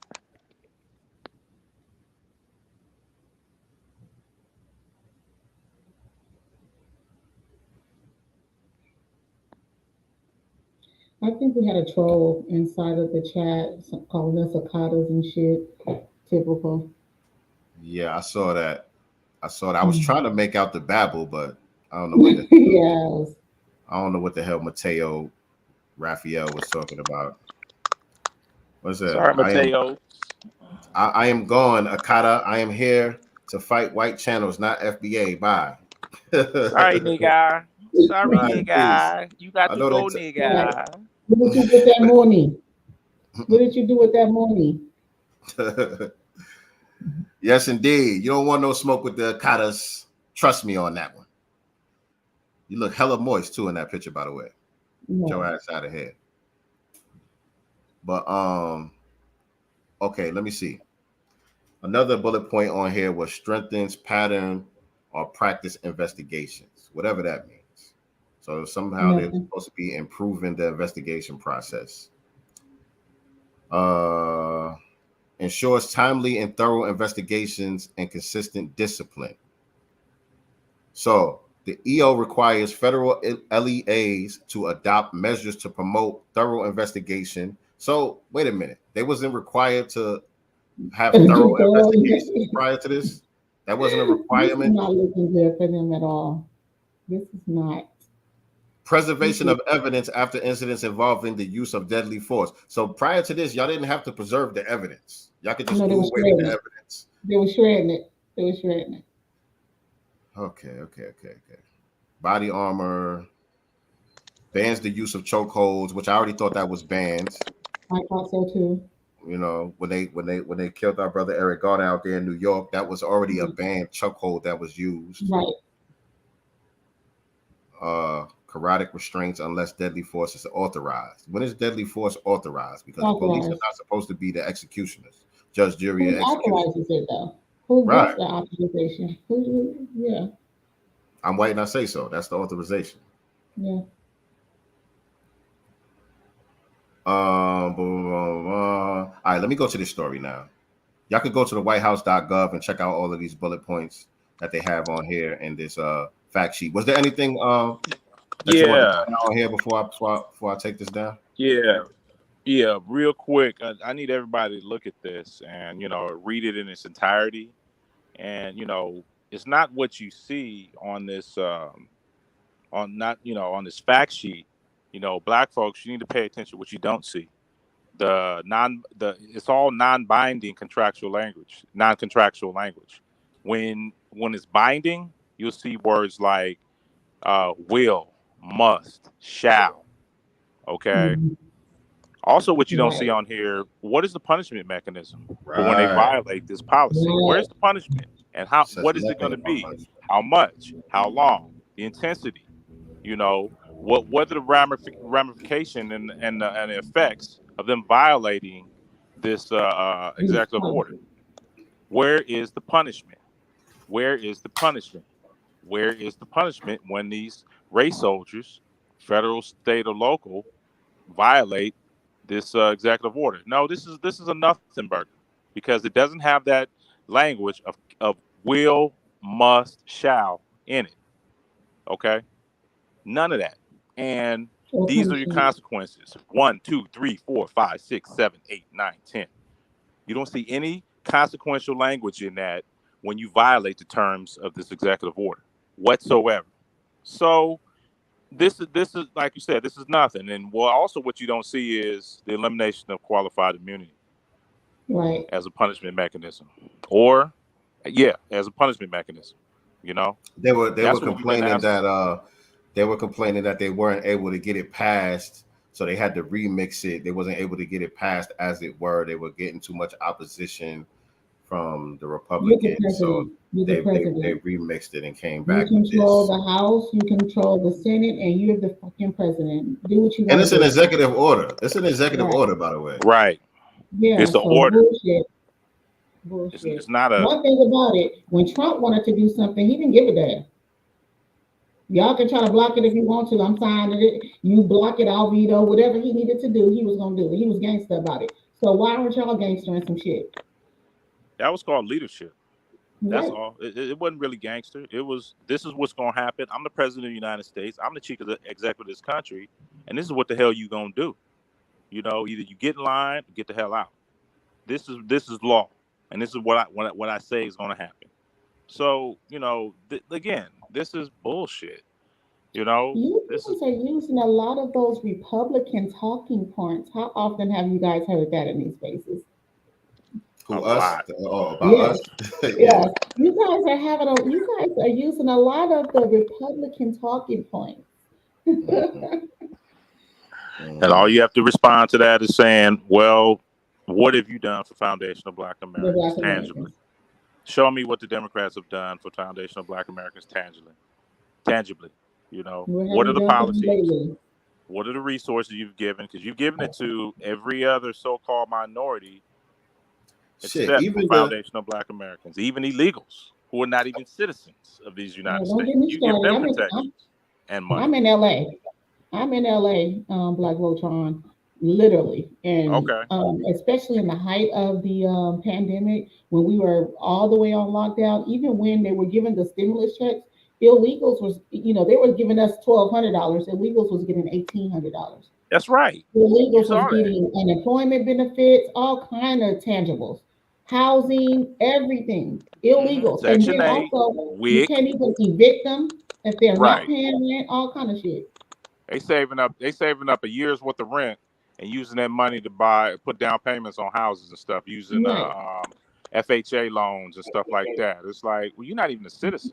But hey, California gave them, as you already know, they got licenses out here for illegals, in all California DMVs, coast to coast, top to bottom of California. Okay, they all got legal licenses, and they got insurance Obama. as the illegal alien, the illegal immigrant out here. I'm in the Bay, I'm in Oakland, and we get the same shit. Up here is more Asians than there are Hispanics, but it's the same bullshit. You got illegal Asians Yeah. up here doing the same damn thing, taking all of the resources intended for foundational Black Americans. They own WIC, Section 8, getting the county, GAGR, SNAP. They getting every single thing, and man. we're not even including the non-governmental organizations that's kicking them down Right. resources too. All right, we ain't even including that. We just talking about the city and county stuff they get. State Hey, giving them money. let me tell you. Let me tell you. I was in Publix a couple of weeks ago, and I was behind this Asian dude online, Asian couple. Um, and they were paying for everything. They had the WIC. They had the WIC checks. They had the EBT. Everything. Like it was taking forever for them to get their stuff rang up because Right. they Y'all pulling got out still all y'all these still gems. got WIC checks out there? They had like the paper slips, like old school paper slips, Oh The paying, damn. wicked paying for the paperclip. milk, paying for the formula, paying for all this stuff, and then they swipe the EBT card. Don't you know when we got outside in the parking lot, these motherfuckers jumped in an Audi truck. Yes, they did. Yes, and boned out. And boned the hell out. Mad. I Like, said, peace. what? Yes. Yes, sir. Yes, sir. Hey, that's the standard operating procedure out here in the Bay. I mean, you got every single goddamn group getting resources except for Foundation of Black Americans. Hey, I do some volunteer work, right? Out here in West Oakland and Mhm. for a food bank. And let me tell you, 99% of the people coming to get the free food are Asians, mostly Chinese. And guess what they do with the free food? They sell it in their stores in Chinatown. All right. Man. They take the free Shut food up. they get from the food bank and they sell the shit. So they become so when they get in line, we make them line up and everything, right? And they go ahead and take as much food as they can. They load up in their cars. They get right back in line, get a second helping, and they get a No. third helping. Then they get a fourth helping. If they can, they'll try to sneak in as we closing and get a fifth helping. They go with they up here in minivans, SUVs. I seen one in a BMW X5. You hear me? Mm-hmm. X5. All Mm-hmm. right. They You should rolling in have ran up to that Chargers. car and be like, give me my They food box rolling in back. Shit, give me Challengers. my food back. Yeah, Benzes, Man, Audis. They high siding to the fullest, but getting that free food and selling it. Okay, Unearned benefits. 99% unearned benefits, but they got just like y'all where y'all at. They got the WIC, they got the Section 8, mhm. so they only paying 75, 75, 85 to 95% of their rent is being paid by the county. All right, Mm-hmm. being Right. fed HUD funds, so they only paying Right. 5% of their rent. So the rent out here is going to be, you know, for one bedroom, it's gonna be 2 racks, right? 3 racks for 2, 4, 5, 6 racks for 3, 4, 5 bedroom, okay, and up, depending on where you at, location, location, location. They only paying 5% of this, and they got 20 goddamn people on the goddamn place. All Right, right. multiple So you generations under divide one roof. 5% of their rent, you know, divvied up for 10 to 20 people. All right. They ain't paying shit. They getting rich. They put on the brokest clothes they can, look as poor as they can. You know, the dirty, slovenly, ripped up clothes and stuff. Jump in a X5 and get on about their business. All right. The ones Not that out get on here. BART, they doing the Hey, same thing. So the Mexicans hey, doing it too. it's smart. Not It's out here. smart. I can't even knock the hustle, man. It's But the smart. thing here, out here, they're showing up with designer bags, new cars. They pulling up to the offices where you go get these benefits and everything that they got, designer bags and everything. They don't even play poor out here. So they straight They just clowning show now. up, They they just up in coming up there. with the Yeah, Gucci bags, yes, you applying for know, those with things. the Louis Vuitton, hopping out Look, of they hop out of Lamborghini talking about where my benefits at. all You right. know, illegal as a My motherfucker. mom has a church member, so she was just like, you know what, during this pandemic, I'm retired, or whatever. I want to see if I can get some EBT, So she goes online, she tries, they like, we'll give you like $15. So she's pissed. She's like, what the am I gonna do with $15 in EBT? Like $15. that's it. That's all Did she you was say asking. $15? Did I hear that Yes, correctly? You said yes, 15 like you heard it one right. five. 15, 1 5. And so my mom had known someone at the church that works for the department or whatever. She works there where people get these benefits. She says that basically, no, you're not eligible. And basically, right now, all the resources right now are for the illegal immigrants. Like we have to approve them.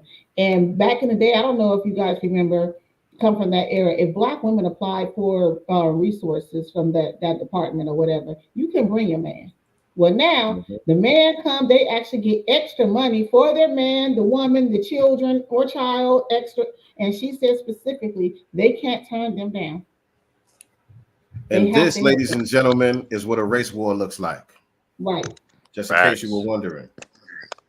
And just to let y'all know, we not only got the Mexicans up here, we got the Central Americans, we got the Asians of every stripe. I mean, Vietnamese, Filipino, Japanese, Chinese, East Indian, all right, Mm-hmm. Afghans.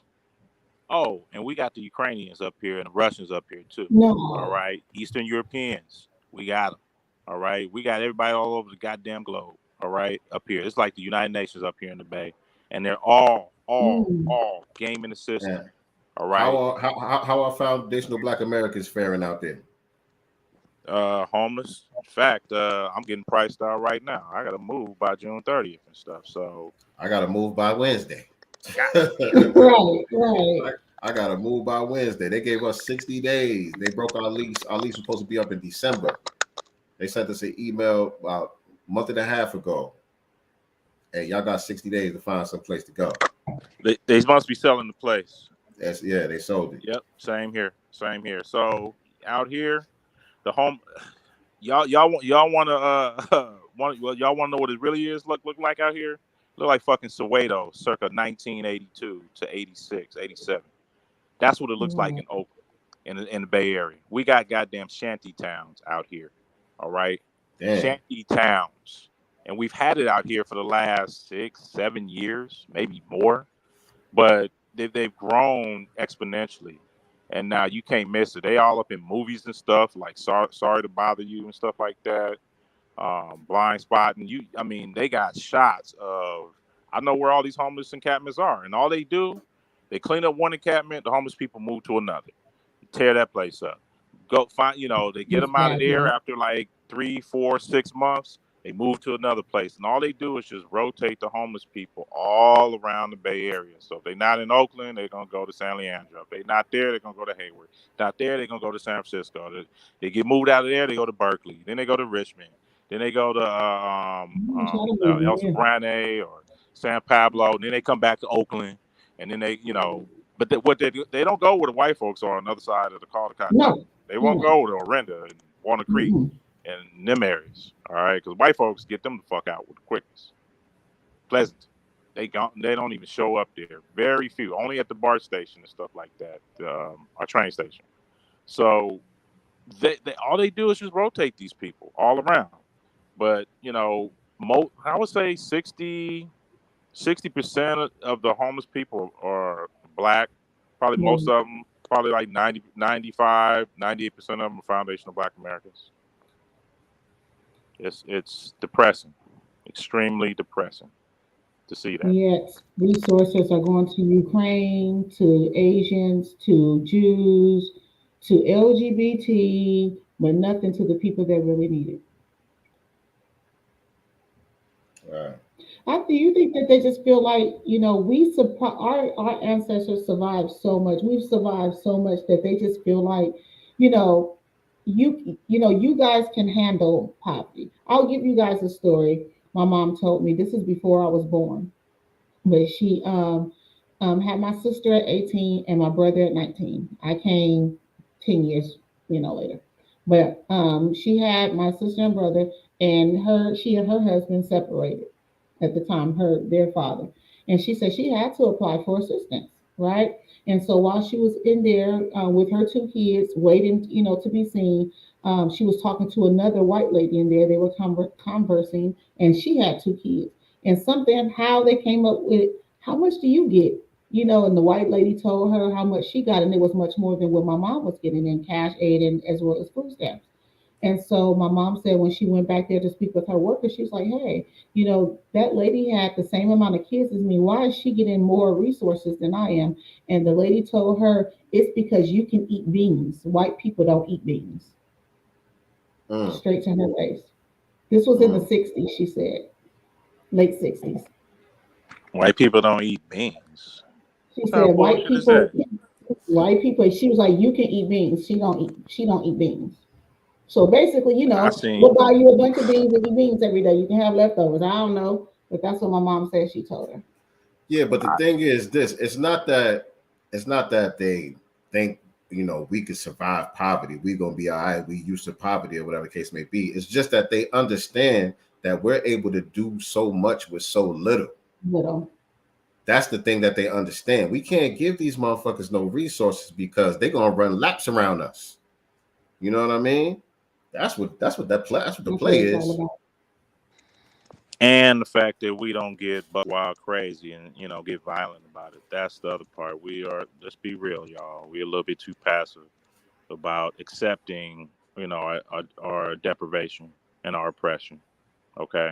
True. I ain't trying to sound like no goddamn coon or something, but trying to get black people fired. I mean, just look at trying to get black folks fired up for Marcel Dixon and get them to vote in their own interest. No, they're gonna stick to Clyburn, even though he said he ain't gonna do shit for you. Same thing with the commandment. He just ain't. Yeah, I mean, we accept it. I mean, after a while, we got to learn to take responsibility and just say, "Fuck you! I ain't accepting that shit. You gonna give me steak? Fuck them beans. Right. Fuck them beans, bitch. Give me my goddamn steak. And have 100, 1,000 people doing the same thing all together, all at once, speaking with one voice. Right. Fuck them beans. We want steak. I do it once. I do it twice. Now there's the steak with the beans and rice. We accept this foolishness and accepting these goddamn illegals coming into this country. I mean, this ain't no new thing. I was watching these illegals come in like the 90s, late 80s, early 90s. Goddamn Russians and Ukrainians in Sacramento. But we thought everybody was cool though. We thought everybody was on our side and shit. You know what I mean? Right. Unfortunately, there was a coalition. We was championing all that immigration and shit. Like, yeah, come on over. We need some help with these goddamn white supremacists. Little did we know. And now that they didn't gain power, they didn't gain resources, they've gained a foothold in American society. Now all of a sudden, what's wrong with you niggas? They get you niggas get away from us and stuff. We ain't like you. Ain't no black and brown coalition. It never was. So we need to shut down these so-called black leaders. These John Lewis's, Good Twaba, Jesse Jacksons, Al Sharptons. And then these new age wannabe activists and stuff like, my son, Tamika Mallory's, Martin Luther King. Who else? Like them youngsters they trying to get that poet girl, and Yeah, these new young yeah. actors, Generation Z activists, the millennial Everybody got to activists. get this work. Everybody got to get Yeah. this work. And speaking of that, Mm-hmm. Black Voltron, damn, I wish I had that one pulled up. You just reminded me. Hold on, we'll get back to this executive story in a second. But yeah, you just reminded me. There's a clip that's going viral of a 13-year-old girl at a city council meeting in Flint, Michigan. Yeah. Did you see that? No, I didn't. You got the Yes. clip? Let me see. Is it in the is it in the chat? Yeah, because you sent it in the thing. We discussed it in our materials. Bring it to the top for me, if you could, real quick, so I can show it. I want to show that clip. Hold on, I'm in the wrong chat. By the way, there was a stampede in Nigeria yesterday, and 31 people died at a church. Damn. All right, yeah. And while you pulling that up too, yeah, it happened yesterday. A stampede at a church in Nigeria, and 31 people have been confirmed dead in a stampede at a church service. So they was in there praising Jesus. Come on, GodCast. It's way up there, but we definitely talked about it. Come on, GodCast. Y'all can't help me out with that clip? How do you have a stampede in a church? There was a stampede, 31 people dead. Must be one of those mega churches. Yeah. We need them to be about our spaces and worry about their own folks now. Helping Right. people in that stampede. This was in Nigeria, right? In Nigeria, yes. You can go. It's in the shade room right now. Yeah, these you notice that these Nigerians got a little bit quiet now, talking about Foundation of Black Americans, especially after that they killed that woman Deborah out there for so-called blasphemy in the Prophet Muhammad. Right.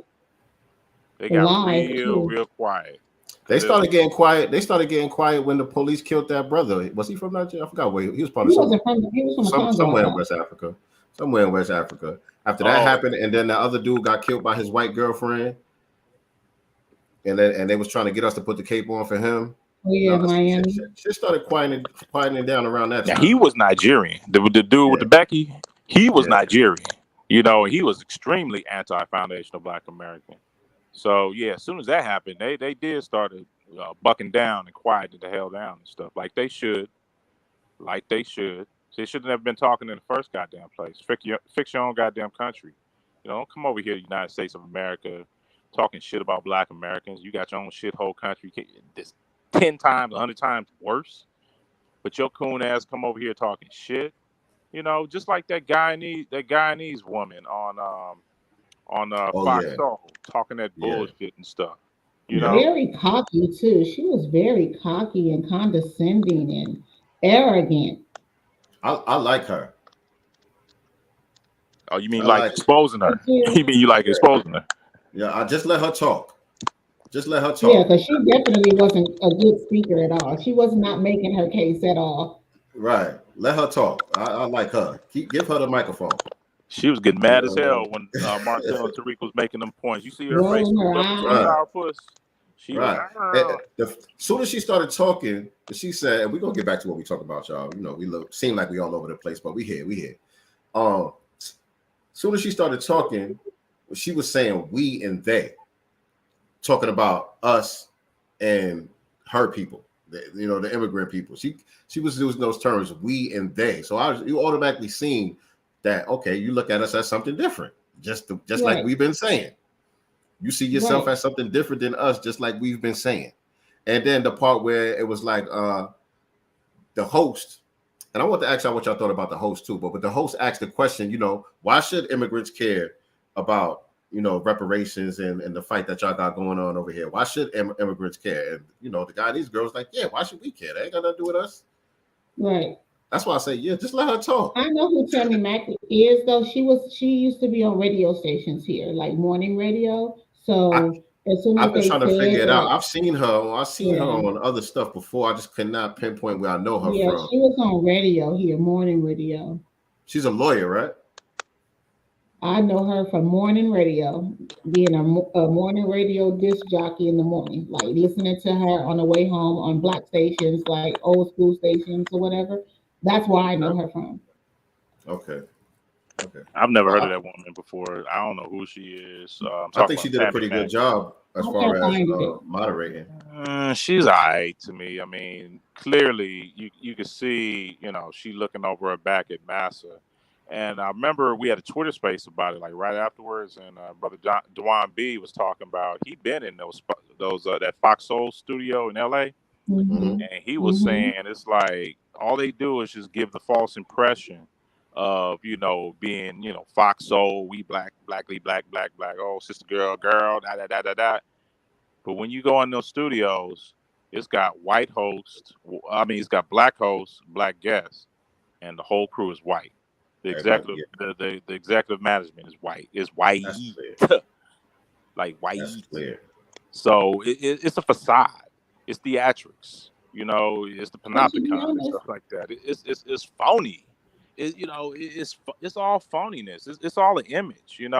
Them Negroes under them white folks' control. Talking about Massa, how far you want me to jump and how high. They don't you care notice about. every time Tariq and Marcel got fired up, let's go to commercial. Yeah, you Every saw time they that. got fired up, get ready to go to commercial. Yeah, you saw that. As soon as they start making a great point, oh, we got to go to commercial now. We got to go to commercial Yeah, now. let's So go to commercial.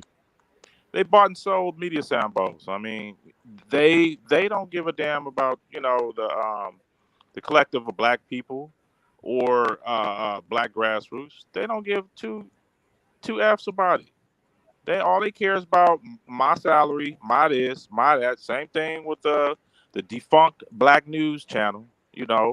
Same exact thing. We don't care. It's all about me, mine. I got to get mine, me, myself, and I. The rest of black But people, y'all notice man, that fuck them only niggas. black people are like that? It's only black people that are like that. Because every other group, whether it doesn't have to be in a position of politics, getting on a city council office or a mayor position or anything. It can be in your low level McDonald's job. They're gonna bring all their people in. We're the only ones that don't do that. Like, where did that stem from? Where does that come from that we don't look out the way that we're supposed to? Miseducation of the Negro. Like, where's our nepotism? I found it, y'all.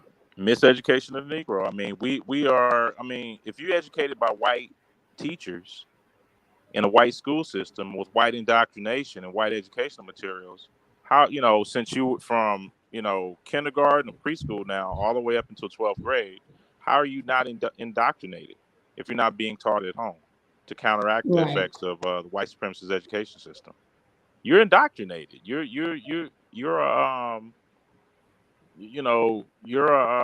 are you talking? Mind control experiment. You're a black person with a white mind.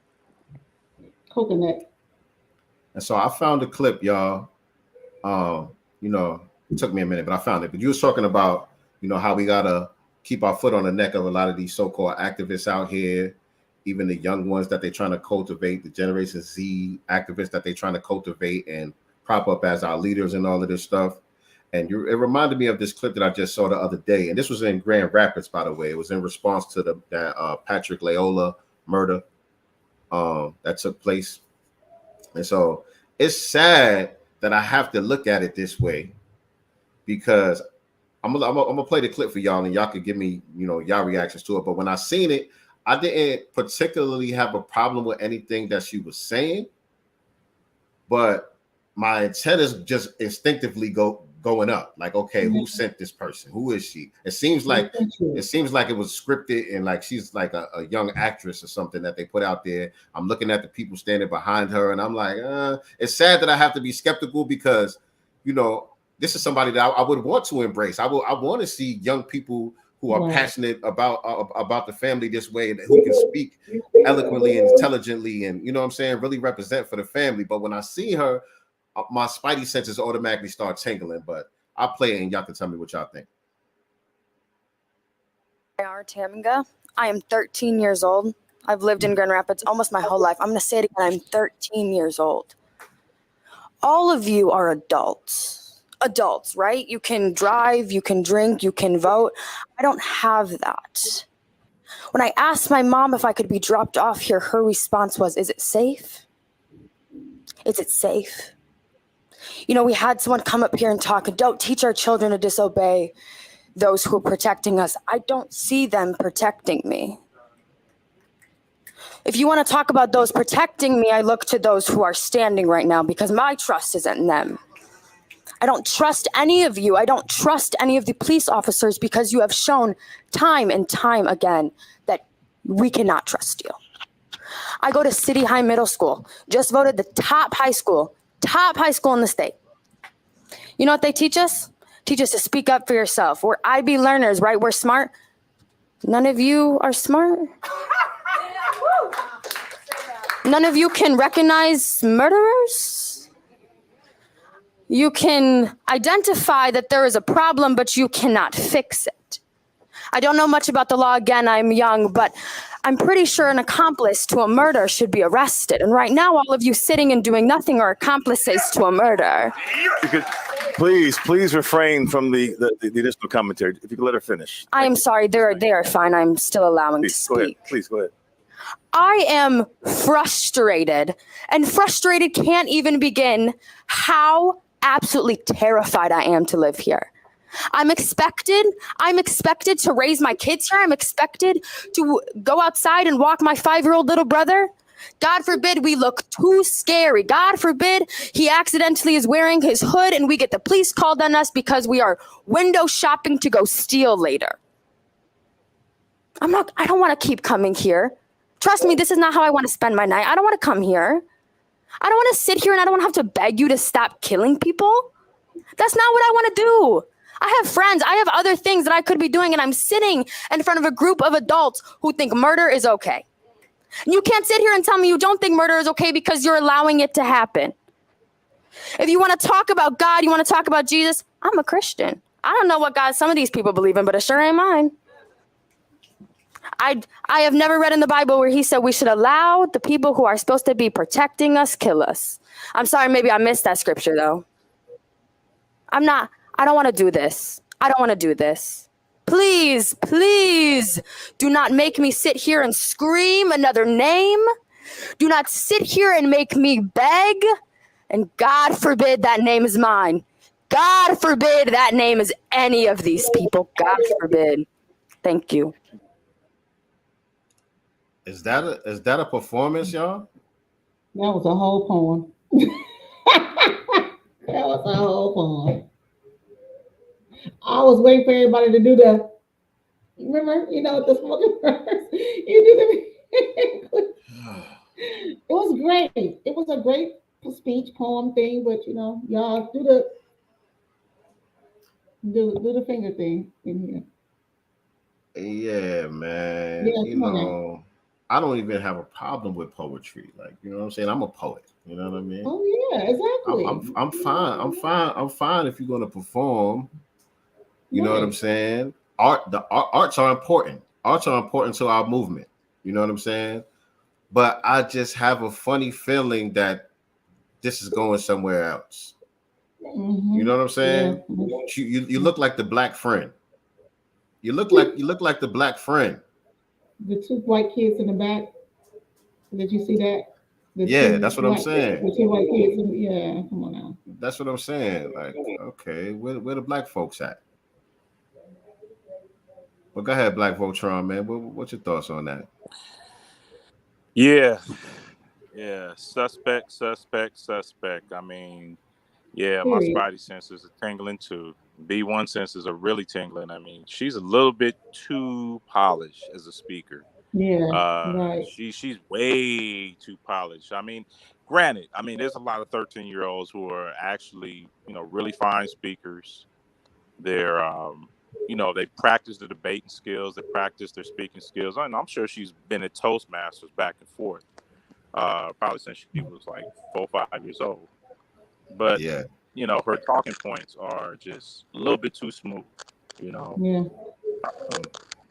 she's being groomed. Okay, she's gonna be the next. Who was that poetess girl? Came out last year. Yeah. Y'all know At what I'm the talking at about. the at the inauguration. At the inauguration. Right. 2 years ago at the inauguration, saying her poetry speaks, you know, build her up. And we got to remember something. Y'all got to remember that, you know, we got to remember that the system white supremacy grooms these infiltrators young. I mean, look at Simone Yeah. Savage. They've got clips of her when she was like 13, 14, 15, 16 years old too, you know, doing the same exact thing. And now she's on the Democratic plantation. Right. Same thing with Tamika Mallory. They groom them when they're young. They raise them into the Sambo world so they can parrot the Sambo talking points. So we have to do Why the can't we same do the thing, same? y'all. We have to do the Yeah. same thing. This is part of our mission. You know what I'm saying? As the B1 family, as the new black media, as you know, as we creating this system of black empowerment, you know, we have to cultivate young people who can speak for us as well. You know what I'm saying? Young black artists, young black new leaders, not, you know, leaders per se, but spokespeople. You know Right. what I'm saying? We To have to give the message. groom our own because they're gonna do it. They got the resources, they have the infrastructure. You know what I'm saying? They have people in place who this is their job. And so, you know, everybody has a position to play. Everybody has a position to play. Everybody's not going to be out in the forefront. Everybody's not going to be doing what we're doing here in the media or whatever the case may be. But figure out what you're good at. Figure out what your expertise is and how you can contribute to this black empowerment movement, and pass that down to the next generation, man. We need them to signal boost it to their peers. We need them to signal boost the message to their peers, you know, because it's going to be the young people that's going to carry the torch. We already get know, you know what I'm saying? So it's important that we do, you know, groom them, you know, and give them the tools that they need to survive this bullshit. Yes, indeed. Yes, indeed. All right, we almost finished, but I gotta bring that article back up. There's a couple things I wanted to point out in that article about the executive order. Hold on one second. Let me get that pulled back up. Let me get that pulled back up here, family. Okay, yeah.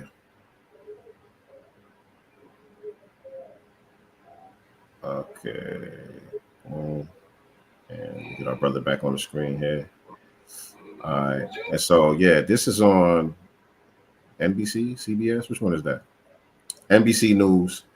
Biden signs police reform executive order on the anniversary of George Floyd's death. The order will create a national registry of officers fired for misconduct and encourage state and local police to tighten restrictions on chokeholds and no-knock warrants. Some of the stuff we just read to y'all from the fact sheet.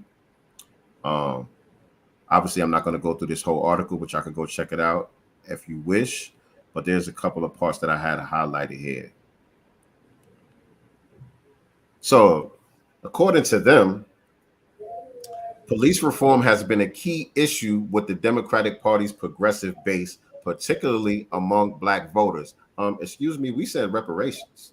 Right. We ain't saying nothing about this because we already knew this was nothing. Number one, George Floyd's family should be insulted by this as well because it wasn't a federal agent that killed their loved one.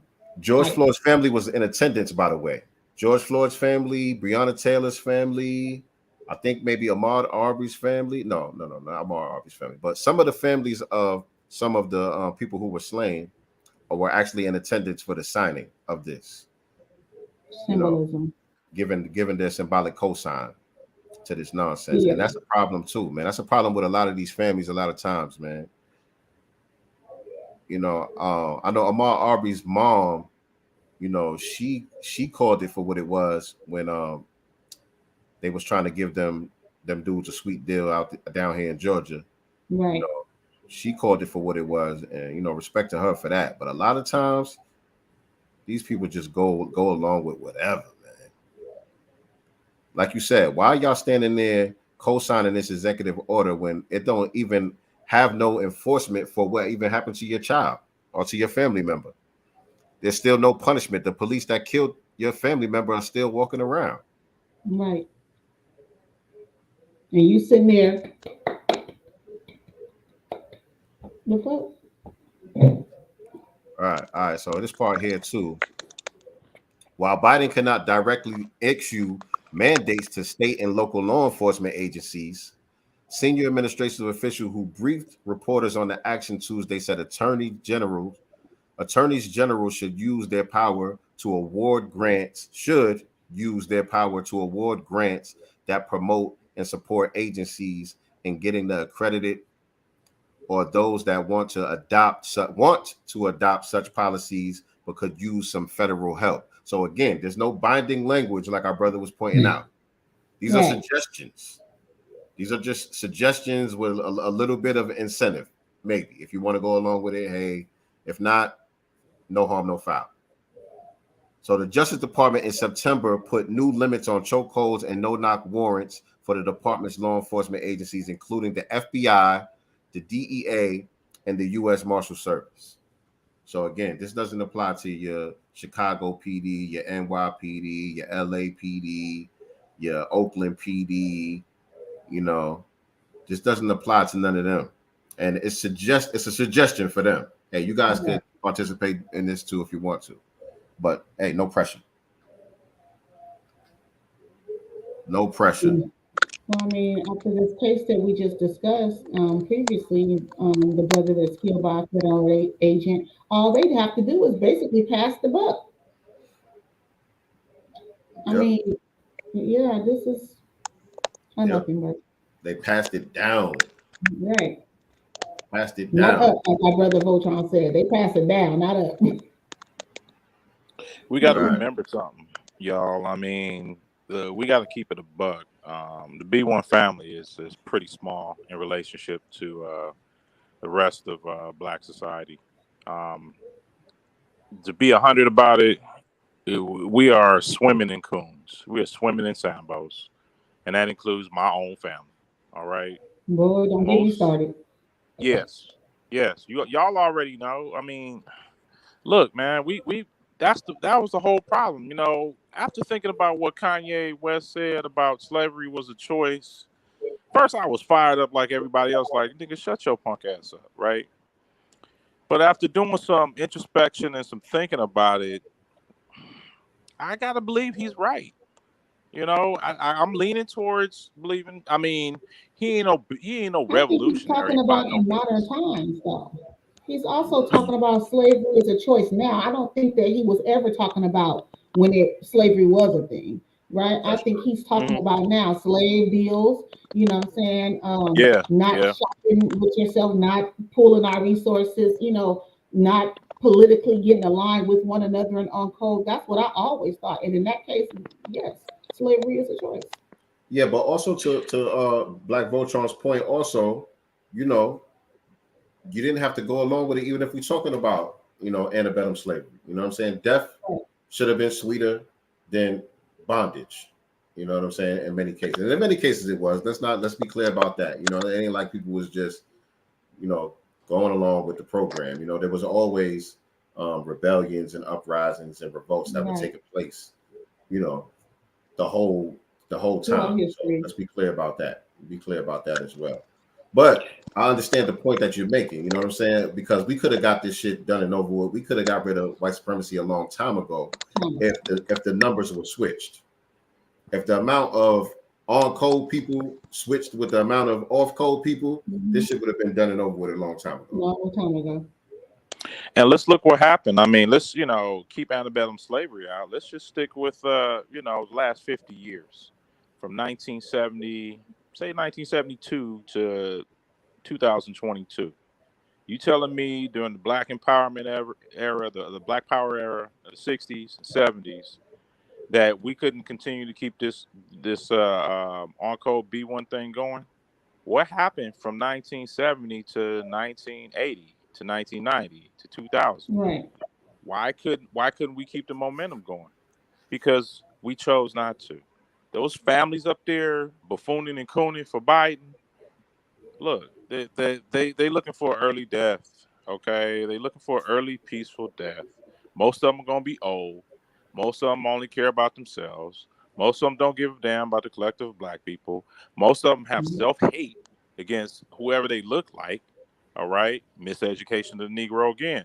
Shout out to Dr. Carter G. Woodson. They don't give a damn about the collective of black people. So even if you read that full article that we were talking about earlier with the brother that got killed by the U.S. Marshal, there's no mention of racism or white supremacy in that whole thing. Nothing. correct, none.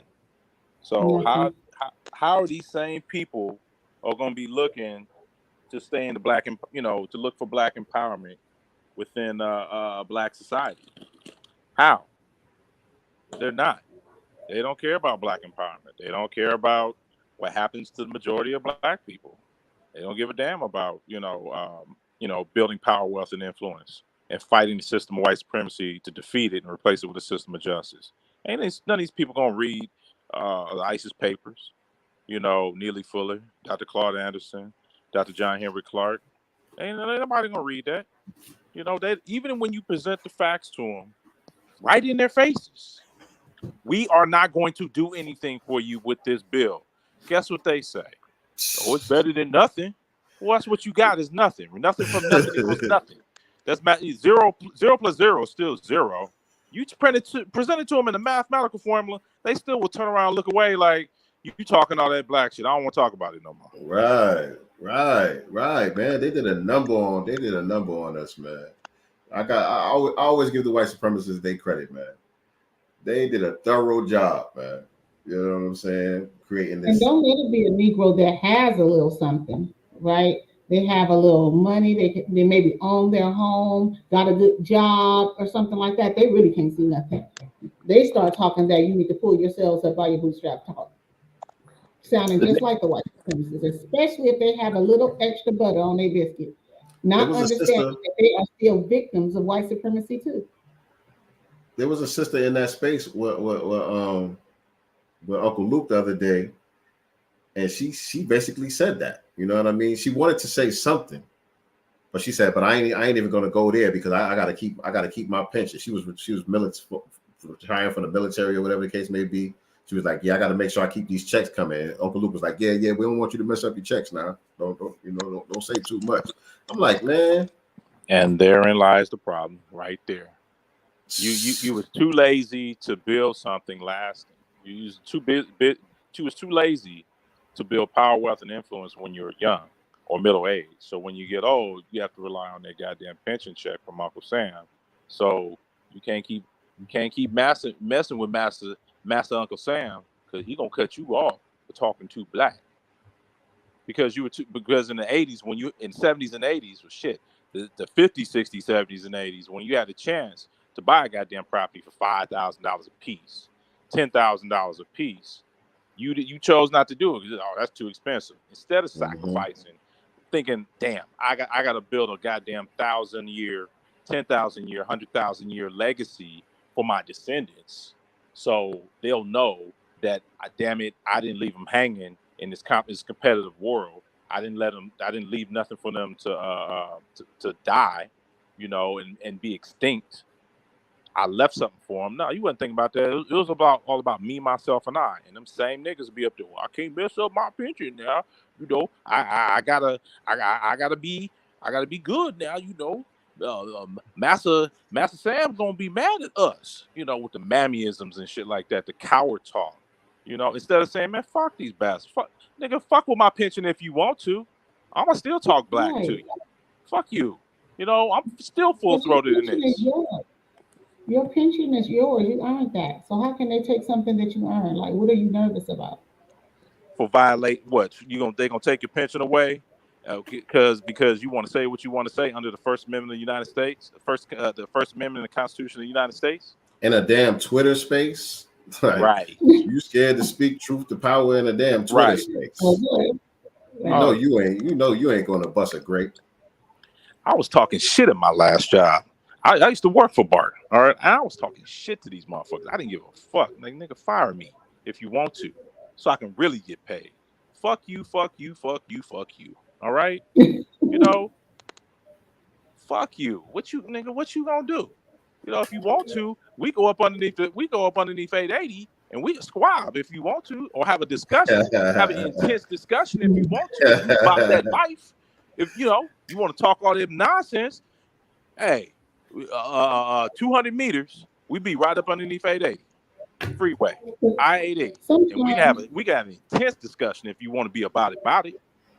What you gonna do? They don't want to be about it. That's a test. They want to see if you a coon. They just trying to see if you got coon on your butt. That's it. They hated me. They hated me because I was just like, they say something about politics. George Floyd, and I'll be like, well, yeah, he was murdered by white supremacists, and you should have seen the whole room just freeze.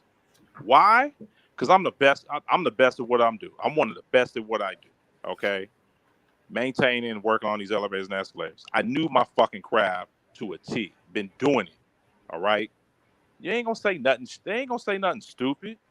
What you gonna do? Oh, you know, you said something political. Well, somebody else said something sexist or racist. Did you do something to them? No. You singled me out. And I knew that contract and knew the disciplinary procedures. So I knew when to push it, when not, when to pull back, and when to go pedal to the metal. All right. And then I got to be leverage. A temporary floor worker. I got to be a supervisor. Then I was really fucking with them. So like, okay, you know, you talking all this shit. I gave the white folks the worst jobs. Why you making me go clean up all that mess? Because you the best at what you do, according to you. You better than me. Even though you worked on trains and shit like that, you know, for the last 5 years. And I've been doing this for the last 25 years. You know, been building them, constructing them, maintaining them, repairing them. But you know more than me. So since you know so much more than me, go fix that shit and all the fucking filth. You know? Oh, you're not going to take the job? Okay, well, let me go ahead and write you up. Okay? How about we do that? You know, since you want to be insubordinate to me. You got something else to say? You know, or you need further clarification on that? You know, I would talk big shit to these motherfuckers and didn't give two fucks about it because I knew my situation was straight. I'm continue to build it so I don't have to be out there like some old coon, like, you know, I had to keep my face to the grindstone, look down, and you know, I can't say nothing about no white folks because they gonna come get me. No, stop being a goddamn coward and afraid of losing something, black people. The thing I'm sick about of black it is, people talking. the thing about it is, when they tired of you, no matter how good you are or bad, if you talk shit, if you don't talk shit, when they're done with you, you're at their disposal anyway. Facts. Yep. You know, as we say, they break their tools all the time. We've seen this throughout history and in modern time, recent times. So why even you may as well say what you want to say. You know what I'm saying? Speak your truth, because it is our truth, and roll with that. As long as I come in here and do my job, you know, fine. But you get on some white supremacist energy or whatever, I have the right to say something. And you're not going to talk to me any kind of way. That's what you're not going to do. That part, I can tell you guys a story. I was going to a different office. That I had never been. I had been in one office for like, I don't know, 5 years, and I was transferring to a totally different area or whatever. So my first day to this new office was on a Friday. And they were like, oh, you can wear, you know, jeans here on Fridays, you know, because we have to dress business casual, blah, blah, blah. So I was like, okay. So I wear jeans or whatever. I got some heels on, shirt, you know, whatever. But my jeans had the slice in the knees, only the knees, not the ones that the girls have where it's all up, literally just the knees. So I walk in and they were having their staff meeting. So they were like, oh, grab a chair. This is our, the person transferring to the office, blah, blah, blah. So I'm sitting down like, you know, and so she was like, this is a Hispanic lady, by the way. She goes, before we get started, I want to introduce you guys to Nicety. And Nicety, can you please stand up and show everyone what jeans not to wear? Oh, wow. I don't even know this lady, right? Hell nah. If I'm lying, I'm flying, y'all. So I was just like, I sat there and just nice. I said, well, first of all, I'm not going to stand up and twirl around for anyone because I'm not a circus freak. I said, secondly, we're all adults here. If I wore something wrong, your job as a supervisor over here is you pull me to the side and you talk to me and we can get an understanding. But what you're not going to do is talk to me anywhere, call yourself front me in front of anybody. Do we understand? Go in the office, she started boo-boo crying. Oh, she did white woman tears. Oh, she turned into, I mean, the Becky tears, the white Hispanic tears start flowing. I'm sorry if I offended you. I was like, you don't do that. I said, and you're a supervisor, so you should know better. I don't even know you. Creating a I've never hostile work worked with you environment. That's before. creating a hostile work environment. Exactly. Right. I've never worked with you before, none of that stuff. So I'm coming to a new environment. I don't know anyone here. You don't do that. And I'm not going to allow you to do that to me. Never had a problem with her That's ever. why you Everybody in here cannot was be scared on her but me. Say it again, brother. I said, and that's why you cannot be ignorant of the law and the rule. You Yeah. just nip it in the bud up front. Nip it in the bud What you're because again, getting you push into, us. you're at a always, always, always be assertive and aggressive like that. I Mhm. mean, that was humiliating. And she just opened Yeah, herself she up cried. to a EEOC lawsuit with the quickness. That's why she was crying. Because she knew she was Right. probably gonna get fired that day. You know, In front of everybody somebody at you've that. never met, and you're just gonna humiliate them in front of the staff meeting, in front of everybody. You don't know this person, you don't know what they're about. You just all of a sudden just try to get your little clown on. That's harassment. Right. That's an easy case. You just call your lawyer and be like, all right, we're gonna have them write this check real quick and stuff, and they're gonna guarantee you 5 years worth of work or more. And pain and suffering. I mean, you could have wore her ass out just by saying that, Yeah, especially if the meeting was recorded. That'd have been awesome. But you had it witnesses and everything. wasn't. So I It mean, that wasn't was an easy, recorded. easy, easy win right there. But I was the only black person there. Only black person there. Hmm. All right, check us out, family. We Keep in copious overtime right notes. now. You know what I mean? We're in overtime right now, so we're gonna start winding this thing down. We appreciate everybody tuning in on this Sunday. This is gonna be our new time. Hopefully, this works out for everybody. Again, make sure that y'all hit the like button. Make sure that y'all share this out. Make sure that you are subscribed to the YouTube channel if you're watching us on Facebook or Twitter or anywhere else. Head on over to the YouTube channel, subscribe, and click the notification bell. I want to thank you, Brother Black Voltron, for pulling up. What's up, nice? I want to say something real quick. So, how YouTube you can set the reminder because you put the link up, right ahead of time for the show. So I always click on the reminder right here. Why I'm just getting reminded, and we're about to wrap up right now. Like, why isn't it reminding when the show starts? You know how YouTube do this thing, man. You know how YouTube. Literally, I just got the email right now. The reminder. Damn show over. We over here talking about the Biden administration. They got an election to win. They ain't having that. You know what I'm saying?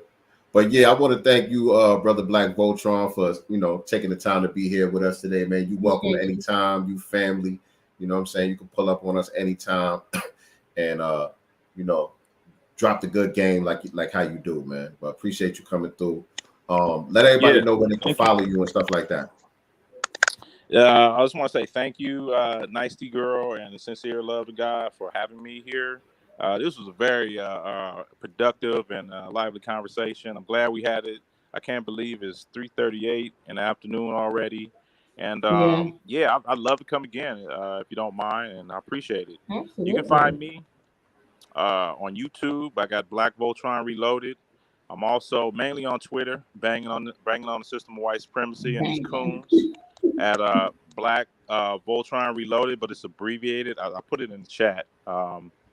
And I'm also on Instagram at Black Voltron Reloaded, and on Facebook at Voltron Black.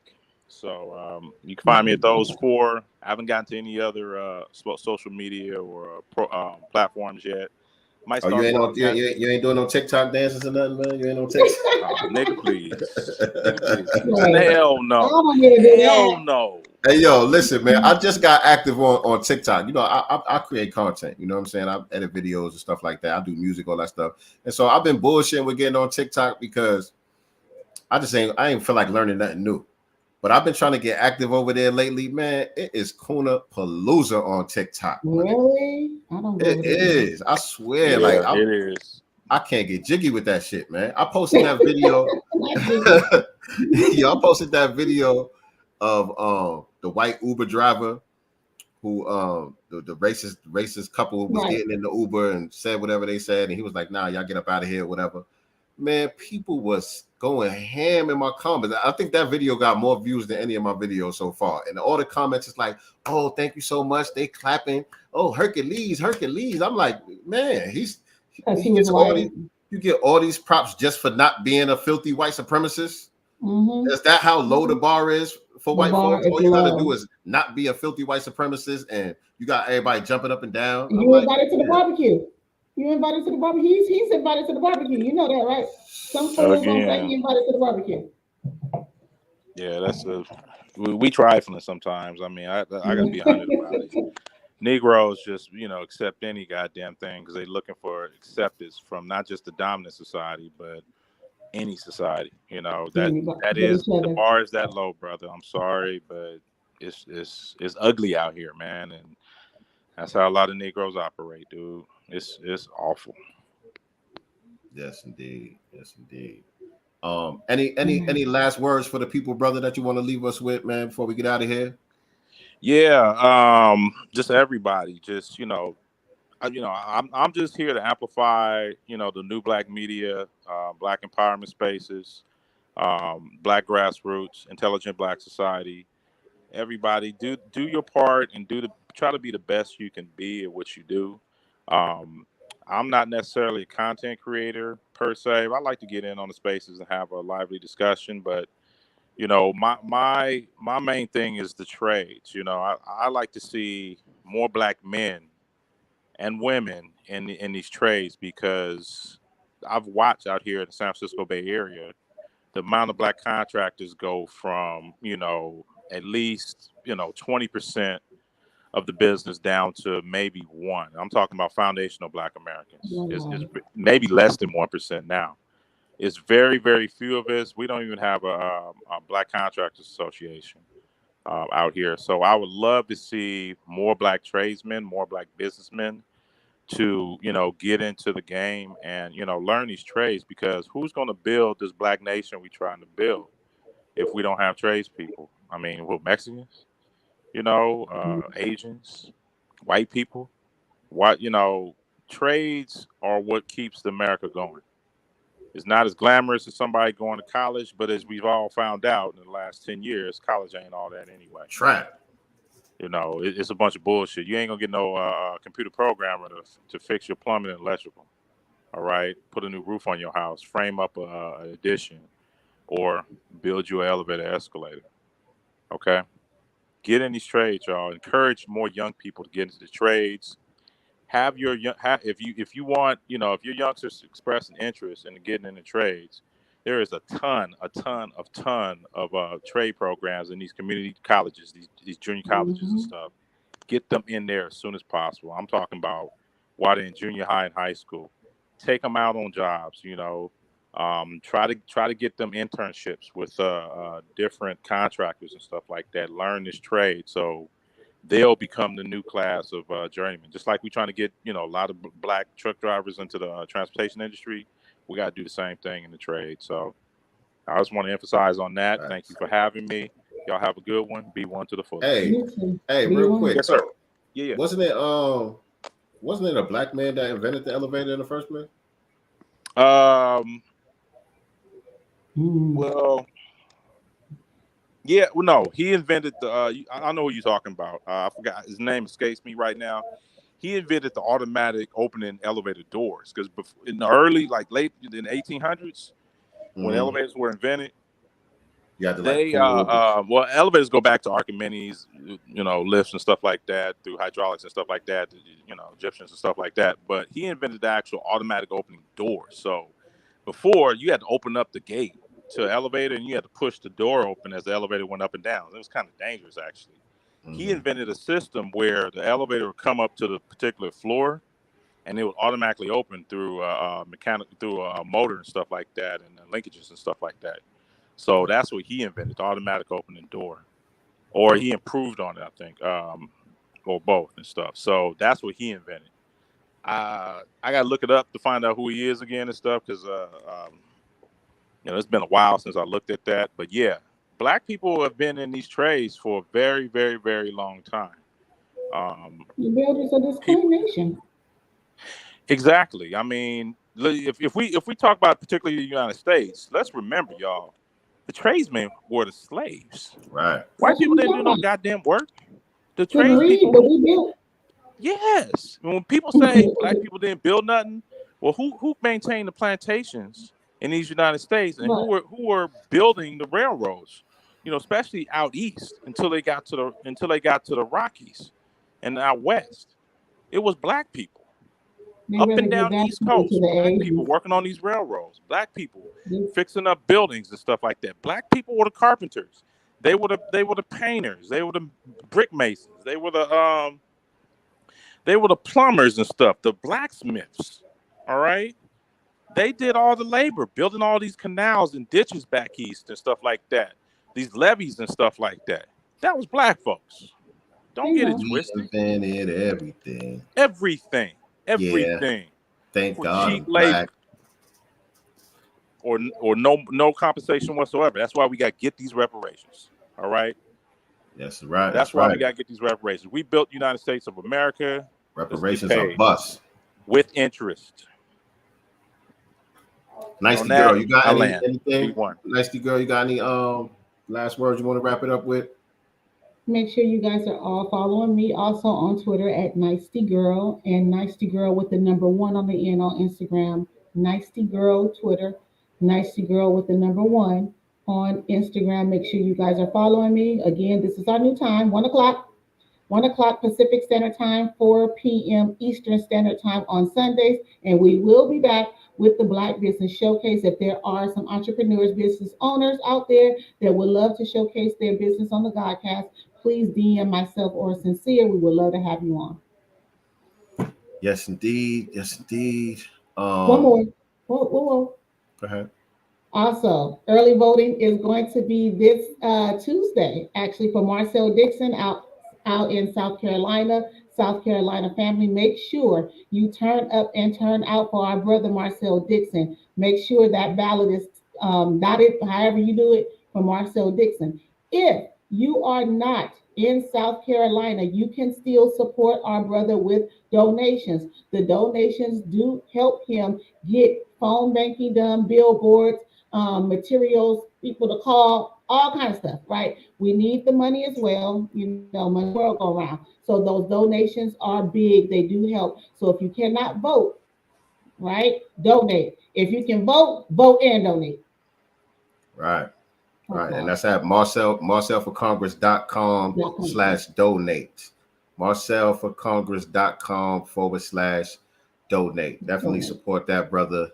Definitely support that brother. These reparations are bust out here, and we got to definitely get rid of Clyburn's punk ass. Right. And the rest of these anti-blacks up in the Congressional Black Caucus and all that, man. They got to go. They next.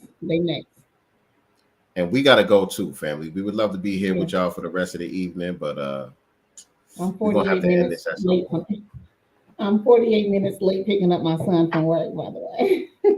He be all right. Yeah. So that does it, family, for today's episode of Sincere Love the Godcast. Again, thank you all for watching. We will see y'all again next week. And remember, we are not the master teachers, but we are the master students and signal boosters for the voices of the new Black media. Peace and Black love. Y'all be easy. Do for self or suffer the consequences. The wisdom of Elijah's inside of the conscientious. So I move with it.